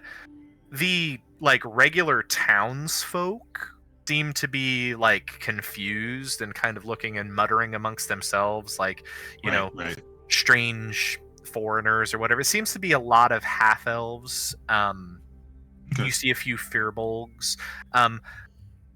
Most interestingly, of the plains that you have been traveling through, this seems to be a village of forest folk, far from any forest.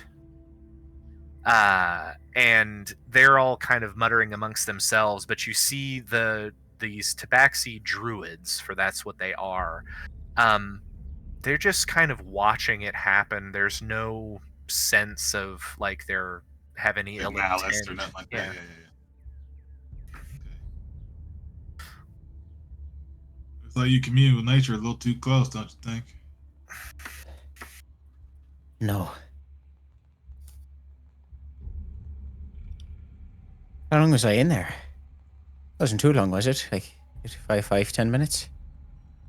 Yeah, about 5-10 minutes. Oh, see. It's normal. We had a nice deep conversation.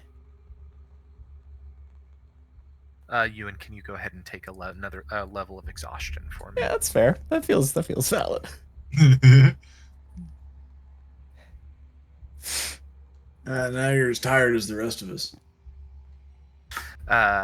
The Festive Tabaxi sweet woman foods. that you had originally spoken to steps forward and says,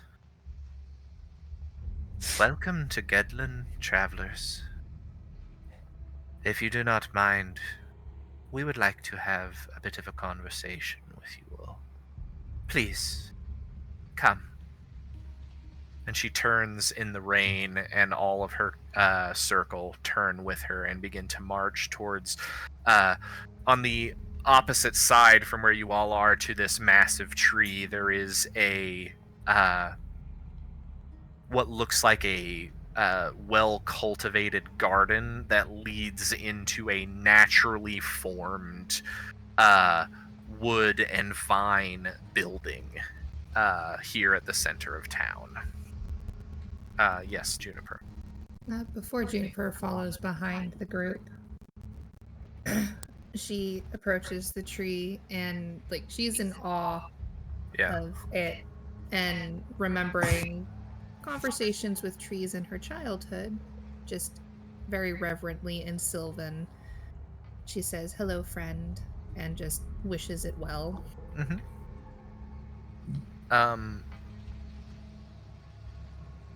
This is pretty great for me, actually.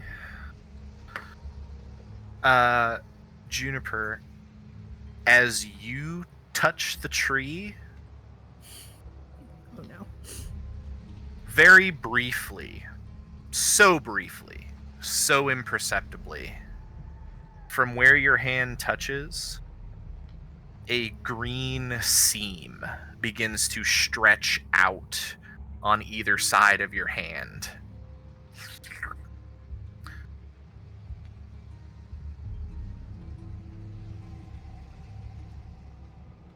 Bramble?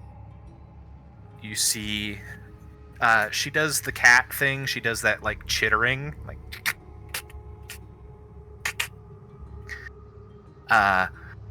And you see as she patters up your arm and sniffs, and you see this seam just barely opening. Like the tree itself is splitting open, but beyond it is green and verdant, and the images that flash into your mind from Bramble are that of the Wilder Land.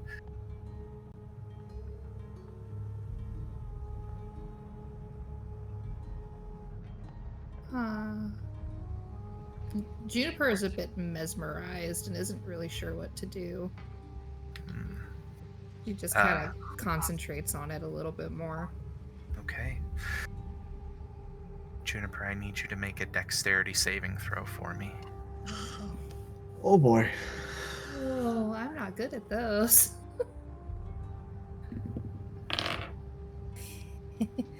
That's an 11. An 11. All of you, probably those of you with the higher passive perceptions, Kyra, you and both of you kind of realize, oh, we're one short.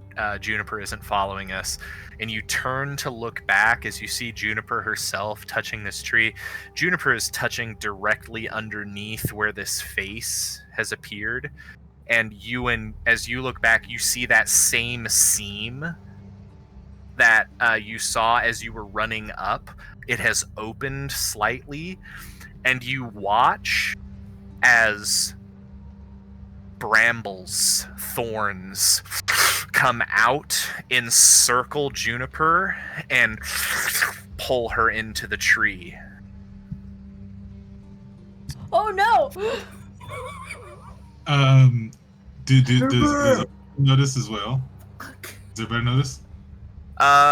Probably the noises of alarm from both Kyra and Ewan would alert the rest of you. Kyra immediately runs back.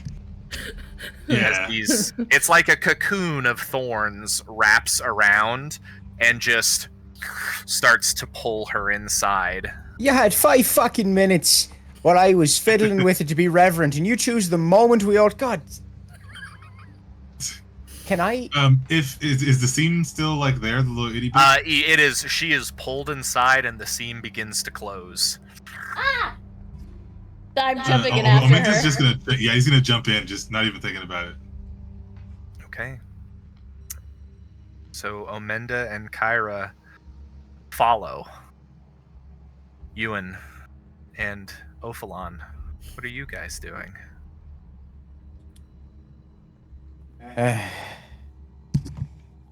Fuck.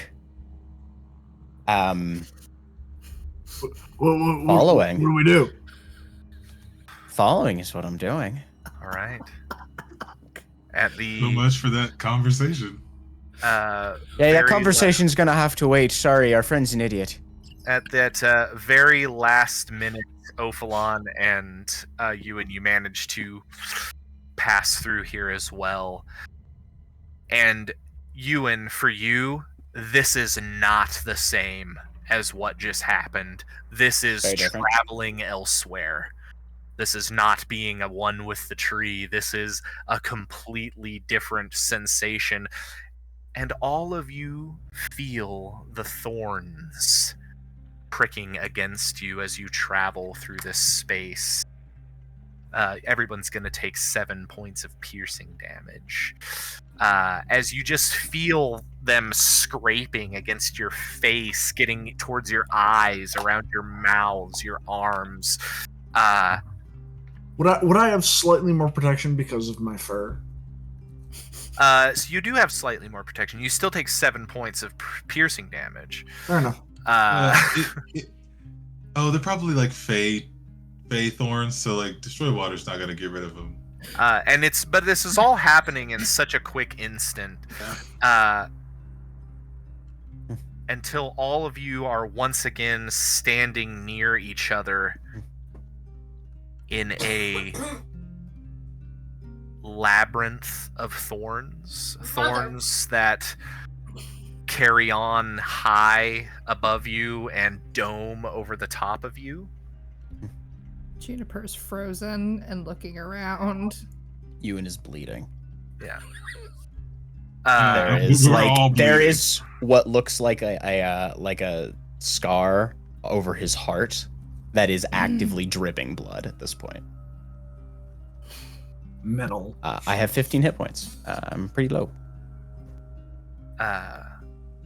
As you all kind of take stock of where you're at, I think, Juniper, you immediately get a sense of where you are. Yep.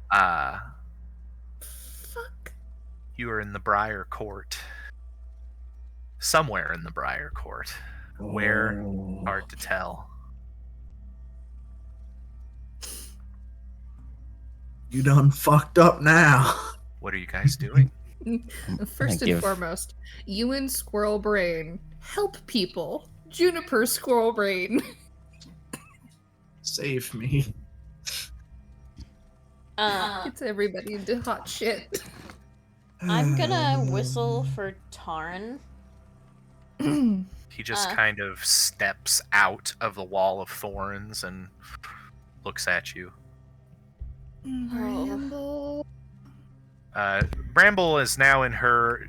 Bramble, once again, now that you are firmly within the Wilderland, looks very much like a lynx. Looks kind of like Ewan's lynx form, although she is made of moss and thorns. Bramble, why'd you pull me through the portal?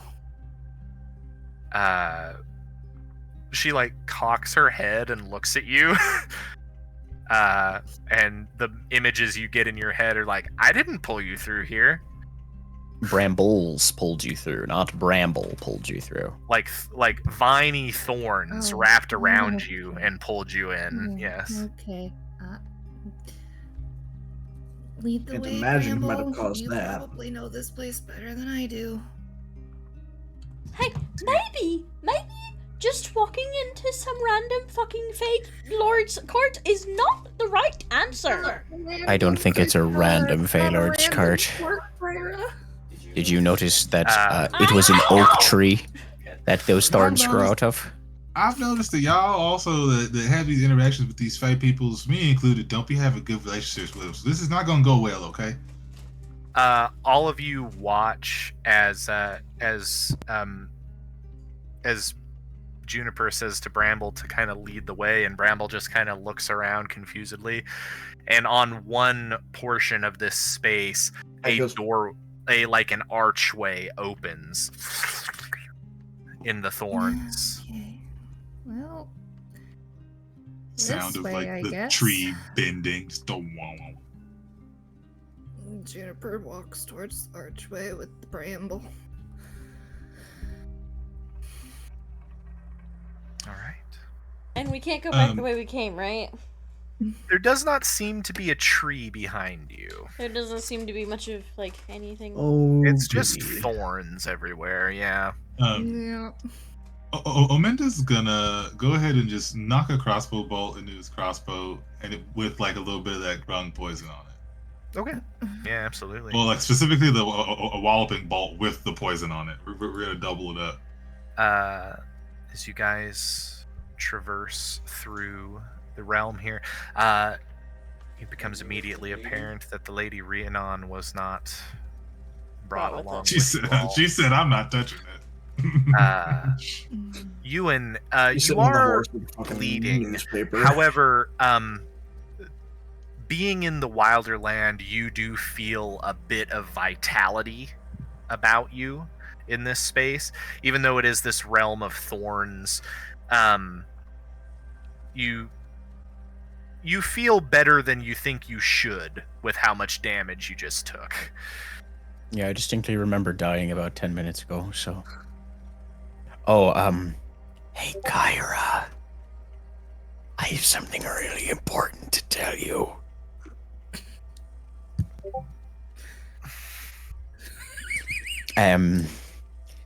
So I know for a fact that fella you're looking for is dead.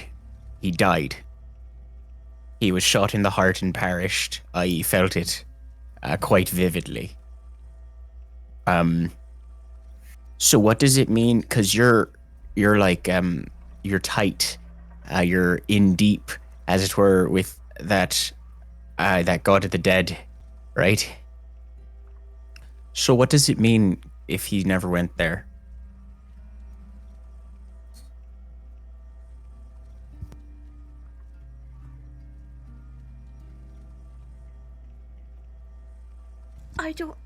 I can't like ask him. You can't. I think it might be a bad move to invoke a different Fey Lord in someone else's court. I'm gonna be really honest. Yeah, you don't have an idea of like what sort of like metaphysical processes one might go through if they don't die. I don't know. Was he like reborn? Shows picture of Druid Lich on screen. Yeah. Did he? I don't know. Was he just reincarnated? I no. He all from what I know, from what I understand, all of the Fae, when they die in their mortal form, they go to the other world, and then they regenerate their mortal form, and then they're still nothing ever. They never actually die. Right, but I promise you he did. Right, but I don't know what would have happened. I don't know what would have happened to the soul, the soul in the person for it to just be gone. Is there anything that you know of that might have like a story or something where We're gonna go back to this. a person's soul was destroyed along with their body, like perhaps after death or even before death? Like say they pour salt on it and then maybe a inflammatory liquid and lit the flame. That seems a bit drastic, don't you think? Kind of character I'm making a supernatural reference. Scald, do I know anything akin to that? Because I mean, there is reincarnation, but there's like steps to that.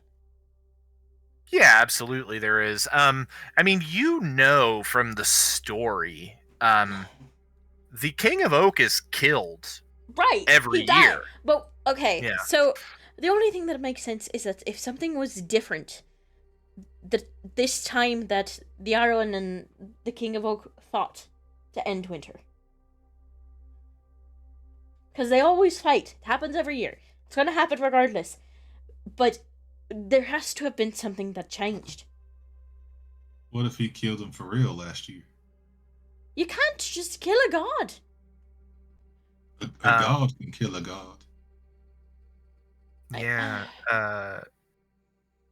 From your understanding, and I think the Lady Rhiannon actually said something about this in the last few days since you left Grosforth.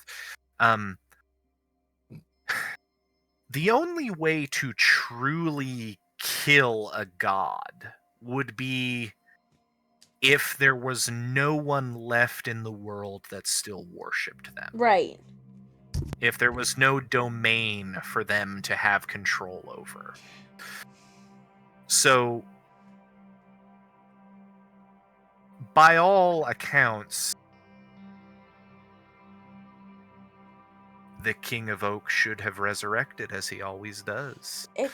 There's something missing.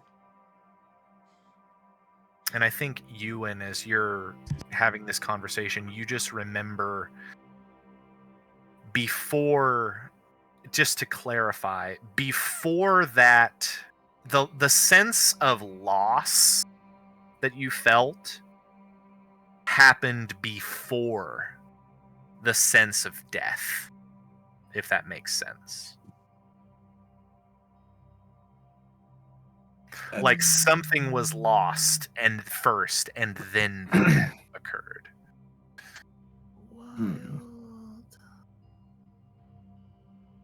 Oh, Maybe the elder heart was taken.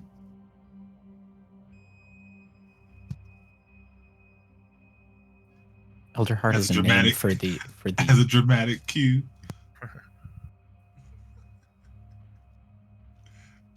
Uh, I don't know how this works, and neither does Amanda.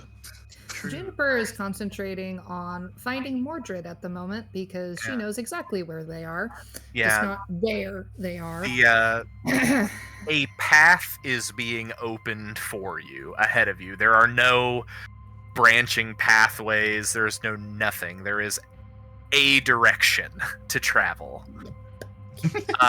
And as you are traveling, Juniper, that familiar headache about your temples has returned. And it's almost like you're hearing whispers in the thorns around you. What the heck? Juniper just kind of rubs her temples. Juniper, you alright?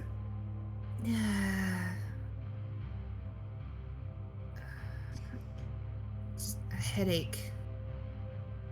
I always seem to get a headache I'm around sure these it's thorns. the Briar Lord's star-like personality. I'm sure it's nothing. Hmm. Yeah, he seems so chipper, doesn't he? You guys haven't met him. Sometimes you don't need Oh, we're working to. off of impressions. Not exactly a warm welcome.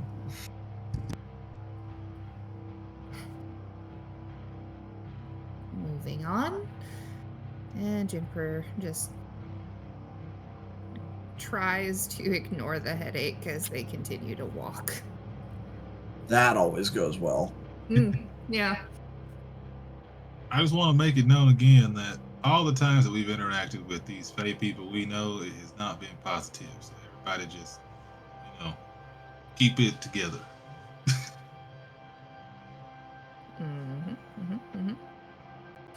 I fear for what is to come. Is all I mean to say. Trying to ignore the headache, but what are the whispers saying, Kyle? Can Juniper make anything out? Make a perception check or an insight check. Paul, with that accent, I fear what is to come. All right, insight it is. That is. I do declare. A 14 on an insight. Little bits of it, little whispers. Not safe. Not safe. That's about what you get. Rhyminy. You all progress forward, perhaps about 15 to 20 minutes or so worth of walking before you turn around a bend in this briar path, and Juniper, you see ahead, maybe 150 or so feet, an open space, an open clearing. Juno progresses forward. As you all approach this sort of wide open, bramble walled space, it is a simple place. There is but one object here: a chair. A chair formed of briars themselves. Currently, though, there is no one set upon it. Juniper, if you There fucking is, sit on the chair, I swear. However, there is no person sat within the chair. There is, however, a single crow perched upon the back of it. And as you all walk in, it gives out a call and then flies away into the thorns. Buffalon draws his sword. Well, this whole time, man. Why? You feel this. I don't feel particularly safe. As you all are within this space. Ophalon, you feel long fingers place themselves upon your shoulder and a voice just say in your ear, "Now I don't believe there will be any need for that, my dear Urishk friend. and all of you turn to see the tall, long-limbed, long-fingered form, but still handsome face, beetle black eyes, dark hair of clearly a Fey Lord. Although you, Juniper, are immediately recognize your patron, Mordred, his crown of briars about his head, as he unblinkingly takes in all of you. He quickly steps past you, taking long, strange strides as he approaches his seat, looks at you all with a smile about his face, and then sits on his throne and leans forward and steeples his fingers together. Perhaps more visitors than I was intending, but it's truly illuminating to get a chance to meet all of you. Juniper's told me so much.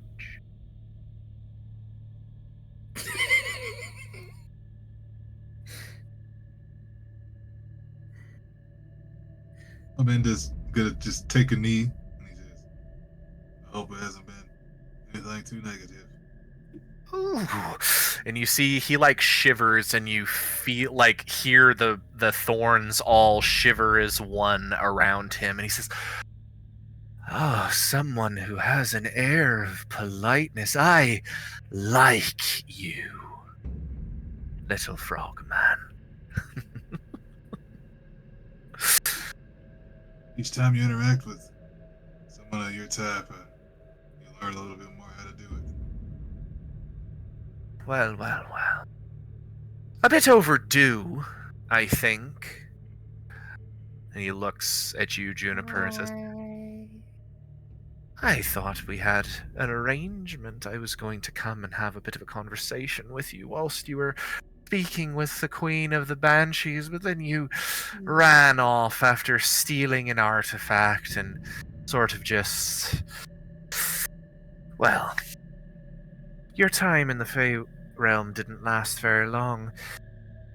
But then, what luck but a portal should open, and I sensed you so close to it. The Lady Neve sends her regards. Oh, I'm sure she does. I'm hard to forget. Now, why don't we have some formal introductions here? I know, of course, my student, and he points at Juniper, and I've heard about the rest of you, so I'm going to make some inferences. With a name like Thalamor, and he turns and looks towards you, Ophalon, and says, I presume that must be you. An Urishk, a Fey entity. A pleasure. He says, and with a name like Omenda. Well, and he looks to you, Omenda. He says, that certainly fits your kind. A name like Ewan. A name that maybe doesn't quite feel like it truly belongs yet. A young Eladrin. And he looks at you, Ewan, says, a pleasure. Welcome home, by the way. And he turns and says, and you must be, then, the young Miss Thorns, well, I'm sorry to say, but my realm is a bit difficult to hunt in. You can try, if you like. I'm not sure what you'll find. And you just hear something big, massive rustle through the briars, maybe like 50, 60 feet away, but through the briars that none of you could travel through. Just something shift and move.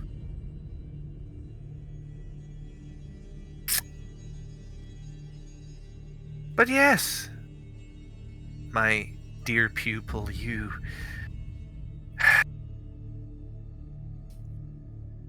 found yourself very close to a portal, and I couldn't help but reach out.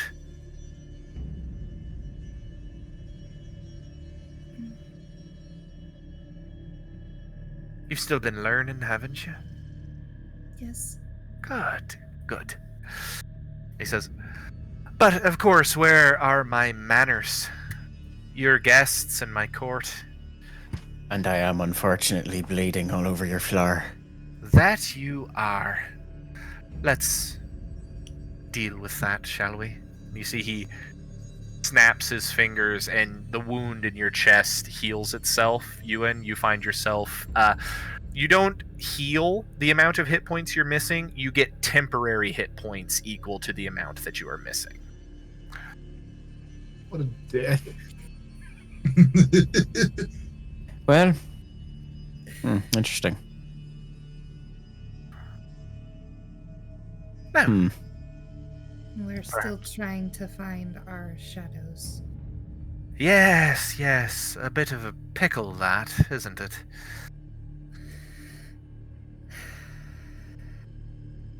Your quarry is a bit ahead of you. Not by much. Although, they are traveling a bit quicker. They're not really gaining ground, but neither are you. They're gonna make those mountains. And they'll probably make the forest.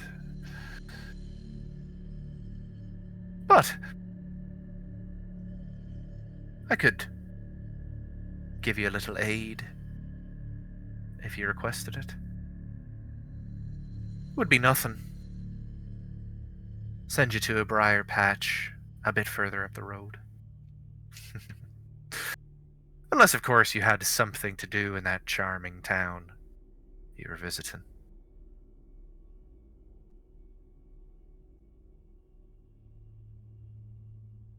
But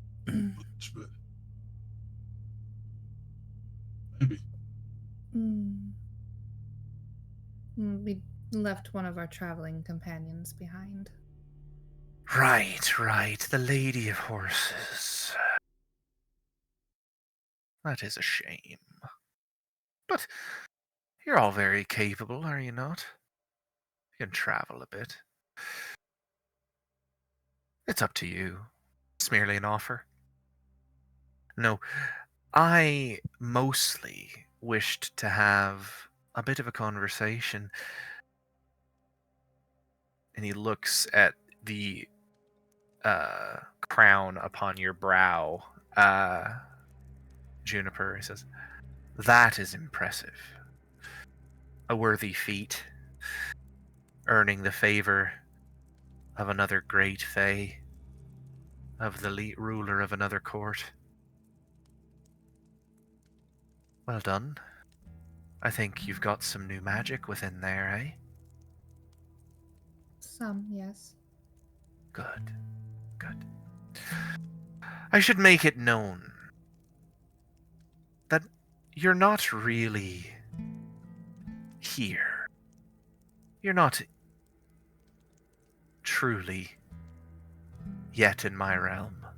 You'll have to make your way physically there in the vast wilderness to the north.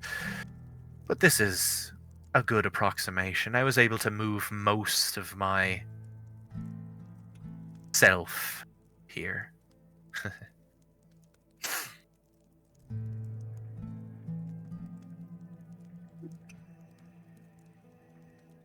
What does that mean? It means that my court is in one place, and this is merely a facsimile of it. Connected, yes, but not entirely my place. It looks real enough, though, doesn't it? Yes, Kyra. So, the Court of Golden Leaves resided within Tir na Nog. Correct. Which is the a realm of summer. Mm-hmm. Which realm does this one reside in? Ooh, an excellent question. Excellent. I need to reference my list again because I don't remember where I put it. I think it's in. Now I really want to listen to that song, but I can't listen to it because it's way more chipper than this situation. Let's see. It's in my world building doc, I believe.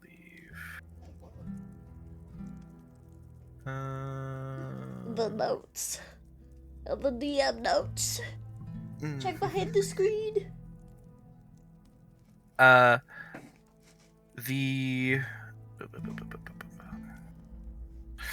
The Court of Briars, or the Court of Thorns, is hard exactly to place within the Wilderland simply because there is but one member, the Archfey, sitting before you all. If you had to guess, go ahead and make a history or a religion check.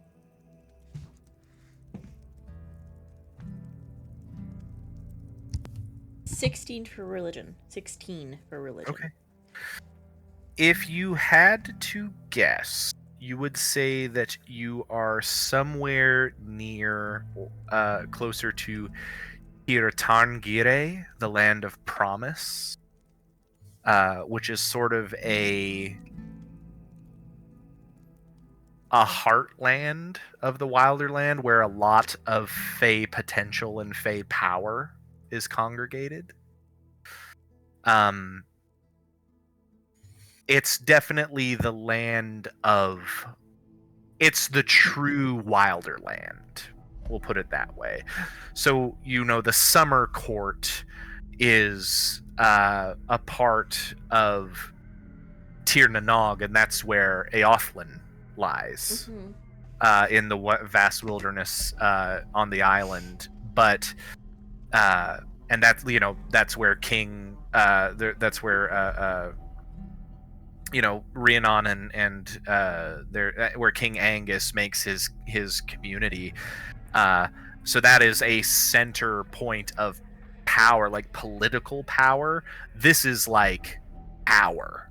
This is where, like, the heart of all Fey magic is Tir Tiangire, the land of promise.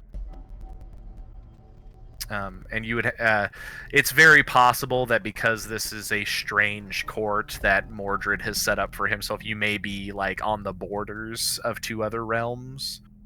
But that seems to be where you're closest to right now, is that land of promise. Okie dokie. Has Juniper's headache dissipated? It is not. It has grown.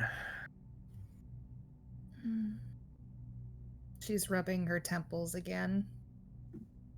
Oh, my dear, your head still troubles you so as it has since you were a little girl. I'm sorry to see that. I had headaches. Hey, can I vibe check that particular statement? Yeah, you can make That- I was gonna say Ophalon's trying really hard to maintain his trust composure that. but I don't want to have two characters in a row try to piss off a god. That's a weird thing to say to somebody. The way he said that sounded weird. Is Mordred's like attention pretty solely focused on?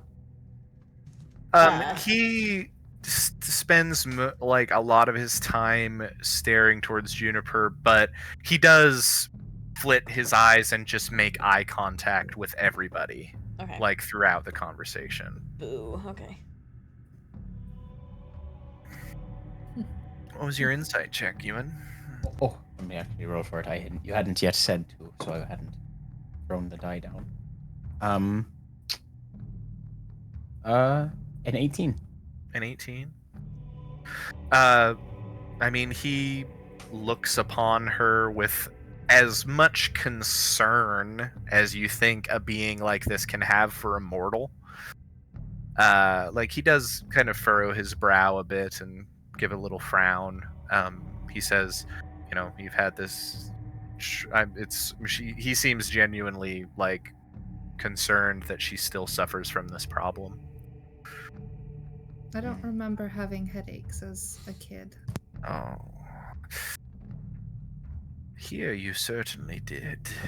So many talk of whispers and voices, overwhelming that poor little mind of yours. And for a child, a mortal child, well, it's just too much, I'm afraid. I was hoping that now that you had achieved, well, adulthood and were coming into your power, that perhaps it had lessened, but it seems perhaps I was wrong. So you're saying that when she was here His eyes snap to you. before, that she was here with you, right? Yes. Yes, she became lost in my briars, and I kept her safe until she was able to make her way out again. The headache gets even worse at those words, Juniper. Do the Can I? whispers start back up? Yes. Can What I are they insight check saying? that? They are unintelligible now. It is just a amount of whispers. You may insight check, yes. He's giving me the heebie-jeebies. Casually insight 23. checking the 23 Fey Lord. insight. 23. He's hard to read. Ah! Freaky dude! Freaky dude!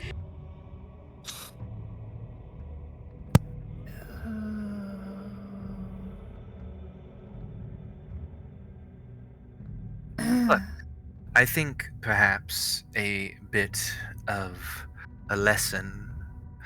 That's what I wish to do. It's not as much as I would like to be able to do. You'll have to come here directly for that, but something to take with you as you go. And you see he reaches his hand into the thorns of the back of his chair, and he pulls out a berry, like a red berry, and he just stretches his long hand out towards you, holding it in his fingers, Juniper, and just says, "A bit more power for you."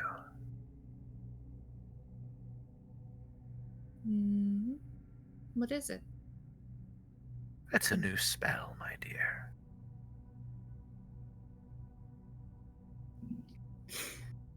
Juniper takes it, but before she eats, before she eats the berry, you said something about teleporting us ahead of the Court of Whispers. Do you want anything in return for that? Well, the way I see it, the sooner that you all deal with this little issue of your shadows being taken, the sooner you can come and find me and spend a bit more time. I think of it as an investment, if I'm being perfectly honest. Juniper looks at the rest of her group. It's up to you guys.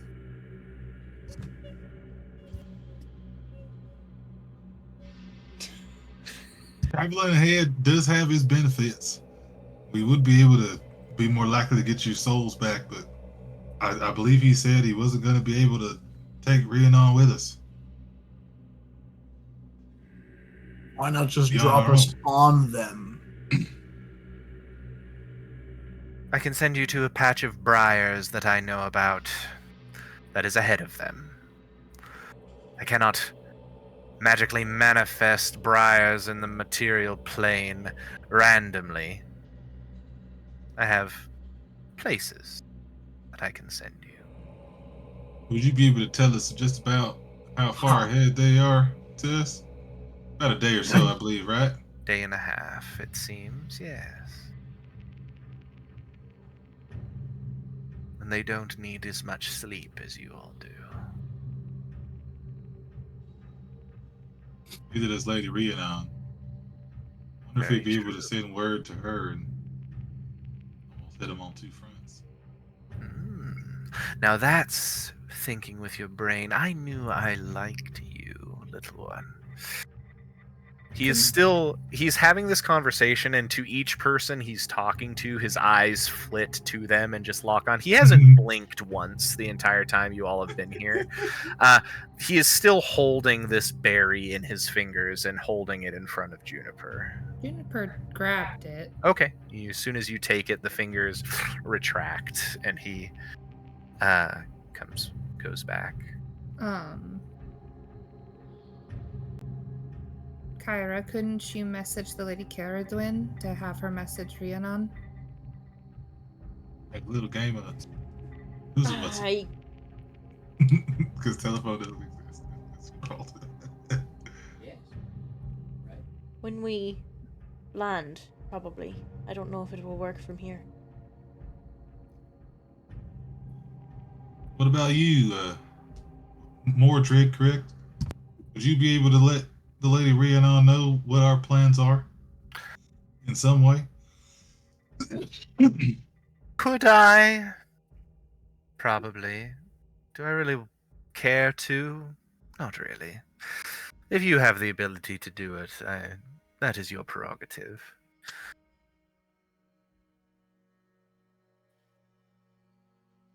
I mean it. It's up to you guys. I'm fine with going back to town or going ahead. We can always backtrack to get back to the Lady Rhiannon. We need to get you your shadow back. There's a limited time feature there. After a while, Really? y'all aren't you no more. Oaf, you have a say in this. It's your shadow too. I want it back. I think he wants payback as well. It's as simple as that. What's the likelihood of them knowing we are going to end up ahead of them? She directs that at Mordred. Depends on how closely they've been peeking at you all. Or if they have at all.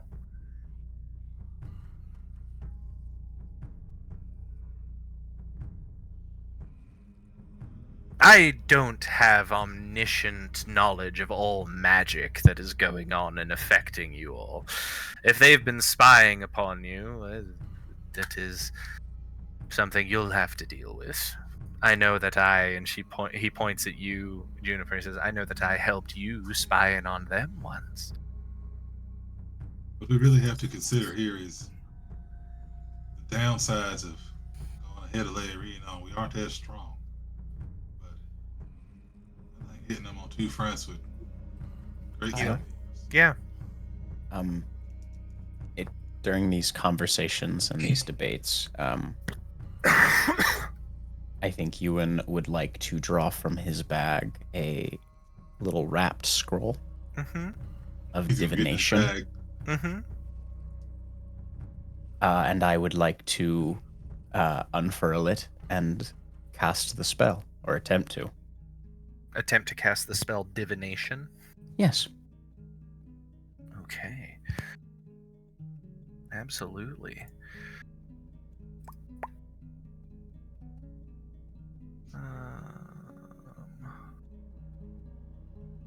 What level spell is that? Fourth. 4th level divination. Juniper eats the berry. It's juicy. Nice. Juniper, your dark vision now allows you to see through magical darkness. That's nice. Cool. This just Hey, reminds nothing. me of the And you also now never need to blink. Creepy. The ingestion of the berry does slightly lessen the a headache that you're experiencing. But only a bit. Let's see. Your magic and an offering puts you in contact with a god or a god's servant. So it's a single question concerning a specific goal, event, or activity. And since it's a scroll, it ignores the material cost, so I don't need to Correct. produce an offering. So, who are you reaching out to in this moment, Ewan? Ewan is reaching out to the only form of higher self that he's ever really reached out to, and that is into the planet. You got it. Uh, And what is the question you're trying to gather here? I'd also like you to make for me a sleight of hand check. a sleight of hand check. Are you trying to do this subtly? No, not really. Like, there's a conversation, and Ewan's just gonna like turn around while they're like, "Hey, do you think so? Do you think so?" And he's just gonna pull this scroll Never mind. out. Just go ahead and cast the spell. And what question are you asking? What happened to Travis? Yeah, I don't know. Oh, Tarvin's just disappeared. Well, that gives me time to think of the question. I think his question is, will traveling ahead of our quarry allow us to capture them and or our friends' shadows?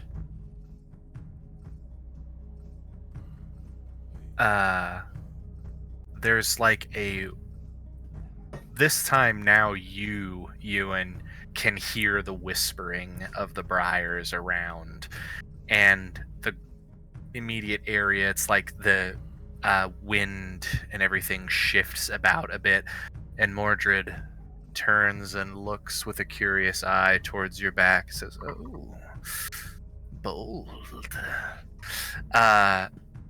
You get an immediate sense coming to you from that question, Ewan. It's possible, not probable. That is the what you get from that. You could possibly achieve that goal. It would be difficult.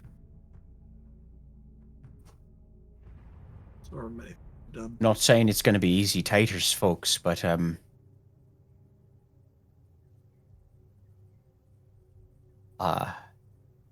I don't know. I think we have good odds for it.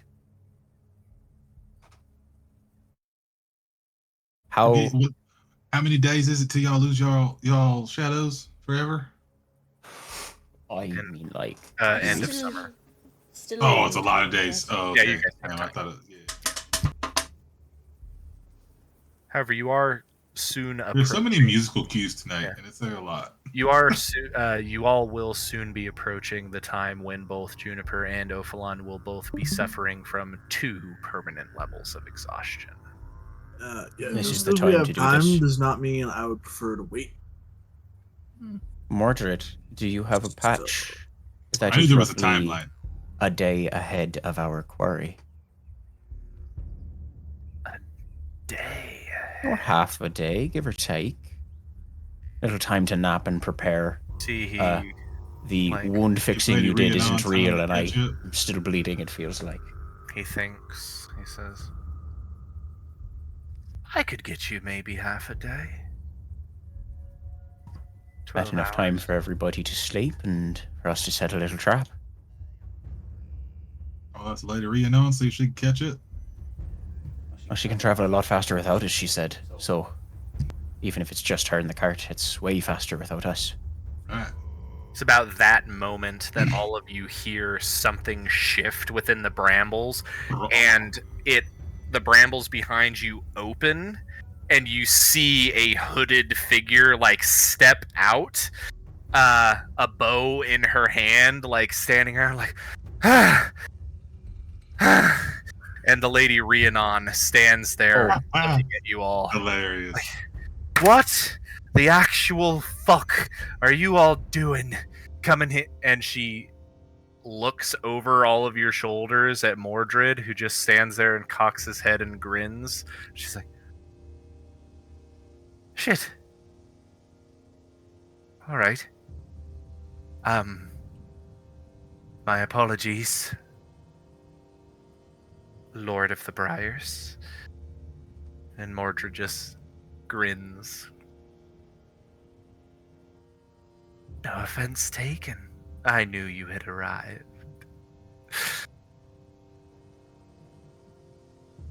We're going to. See, now I think we've got better odds of it, because I know the spell didn't factor her in. We're going to jump ahead of them. What? We're going to gonna jump what? ahead of them. We're going to set a trap. My patron Mordred can send us to a briar patch ahead of the Court of Whispers. I'm sure he can. And she kind of steps forward and she says, "Has he asked for anything in return, your dear patron?" No.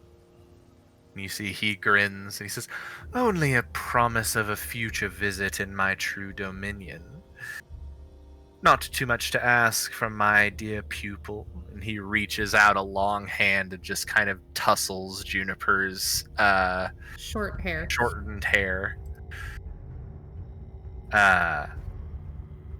You see, when that happens, you watch as Rhiannon gets very tense, but doesn't do anything, just like lets it happen. It's like, if this is what you all want to do, I'm not against it, although the people of Gedlin were a bit chuffed when you all disappeared. I'm sorry. That was We my also fault. will be, unfortunately, leaving the cart. Was there anything on the cart? Your barrel, a lot of your guys' True. supplies That's true. are on the cart. We can always backtrack to Gedlin if we can manage to catch That's the his court. I think it... Lady Rhiannon, you said you could travel significantly faster without us present, didn't you? Even if you still had to move the cart? I mean, Am I remembering accurately your statement from when we left? certainly. Well, if we're gonna show up like 2 days ahead of you from our previous traveling pace, how quickly do you think you could cover that distance? She seems to think to herself. She says, I could get there maybe in just 1 day of travel. Hard travel. A quick nap halfway through. I could get there.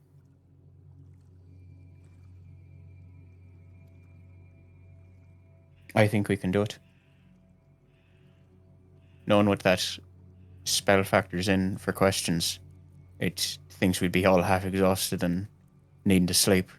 It's not factoring in the sleep that we're going to take and our ally shortly behind us. Yeah, me and him don't really agree on much, but I think we agree on this. I think we can do it. You won't quite be snapping the jaw on them, but I think you can meet us.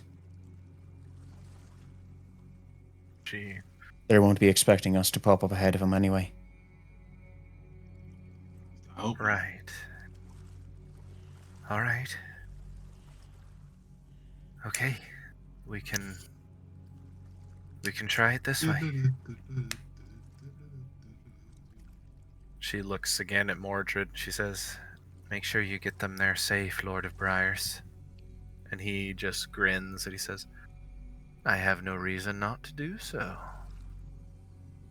I want this situation to be rectified as quickly as possible. Changelings are such a bore, and I really couldn't have my prized pupil turned into one.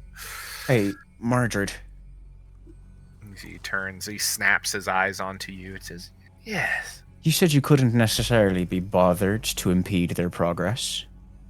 And I pull out a bottle of Bardi Dew rum. Uh-huh.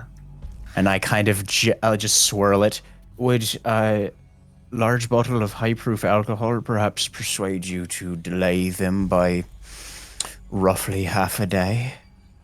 Did you also Give or get a take. bottle of rum? See, he extends his hand out and grabs the bottle and pulls it to himself just to look at it. Interesting and quaint. I'll see what I can do. Oh, you're so sweet. Thanks. He says, I would recommend where I send you, travel yourselves a bit of a ways ahead, because where I am going to attempt to waylay them is going to be very much in a similar place as to where I set you all out. Noted. Wonderful. It sounds like we have a plan, guys. A deal, then. Wonderful, wonderful. And you see, he gets very businesslike. You see, he straightens up, he steeples his fingers together.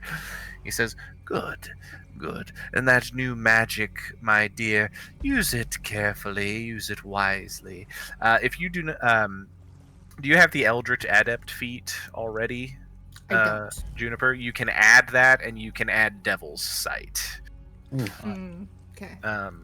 You now have dark vision even through magical darkness, and I believe it also extends the range of your dark vision. Would I have to go into the character? You have to go to your Builder. feats. You have to go into your feats page and go all the way down and click Manage Feats. Your features page. Sorry. There we go. He says, "Are you all ready to go then?"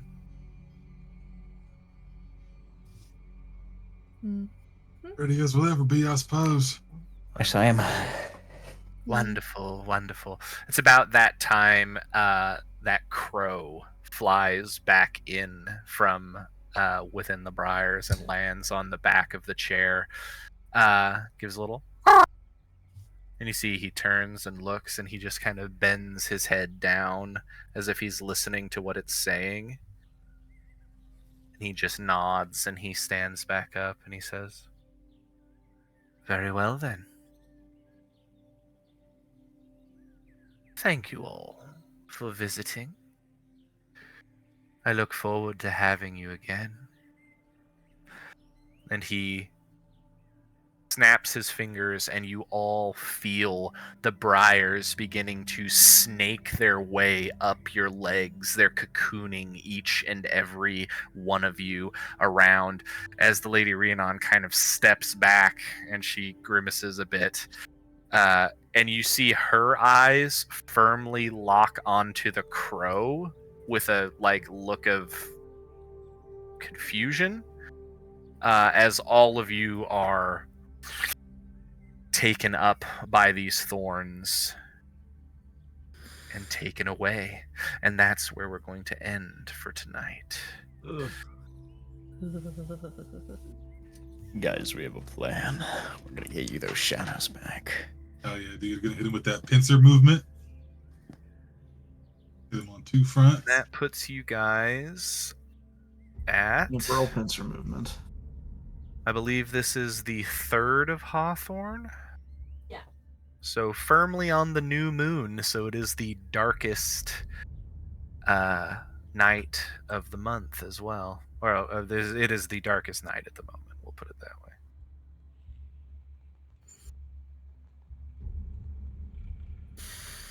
Well, that was nerve-wracking and Is Juniper's headache terrible. gone? We won't know till next week, or next time we play. Fair enough. The last thing Juniper says is once they're out of all of the briars, I'm so sorry, guys. Just you and Maybe actually. sometimes. Yes, I don't, Maybe I don't like sometimes that. things I don't start like to that open. guy. Not even a little bit. I'm a trained professional in walking into trees. What the fuck guys- is that? Yeah, you guys do step out of a simple elder a briar patch with a bunch of simple currant berries and stuff on it. It's real thorns that you all step out of, and you're like, ow. In the middle of the night, somewhere along the road north of Gedlin. Imagine it's also not just a light smack that Ewan gives Juniper either. Yeah, it's a light smack. It's a light. He knows how to properly scale the force of his blows. It's a light smack. Fair enough. Well Next time done. when the thing opens, maybe call for us so that we can pull you out next time. I was saying hi to the tree. That's all I was doing, I swear. It's all right. It's all right. It happens to the best of us. We always learn, though. Maybe next time we don't touch the tree.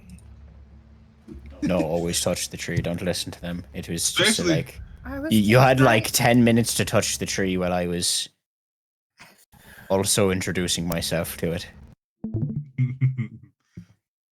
I just don't touch trees. No, that's not true. You walked up the tree first, actually. You were I did. inside the tree, and that felt rude. It's not. So you got transported through the tree instead. All right, guys. I think. Right. So, question, and I'm gonna have to check notes. How are we supposed to get the shadow back? Is it just beat the shit out of them, but don't kill them, and hope they'll relinquish it, and repeat that process until we succeed? Or is there like a... I could always just suggest that they give them back really heavily. The threat of death is often a strong motivator. Yeah. 3 on 5. You guys got this, right? Imagine I just cast suggestions like give them their shadow back, and they're like, one of them's not a giant fuck off drider Okay. or anything. I mean, it's not like we didn't already beat the shit out of that giant You know, fuck off drider. a drider I'll is fucking just do it a D again. rider, so it's all right. Juniper just has a bunch of questions for Lady Rhiannon after this is done. Because that was not the reaction she was expecting her to have. No. Was not Oh. expecting the Lady Rhiannon to get a little pale. I doubt it So- was. So I learned why I couldn't fucking actually talk to your gear when in my Baldur's Gate 3 save.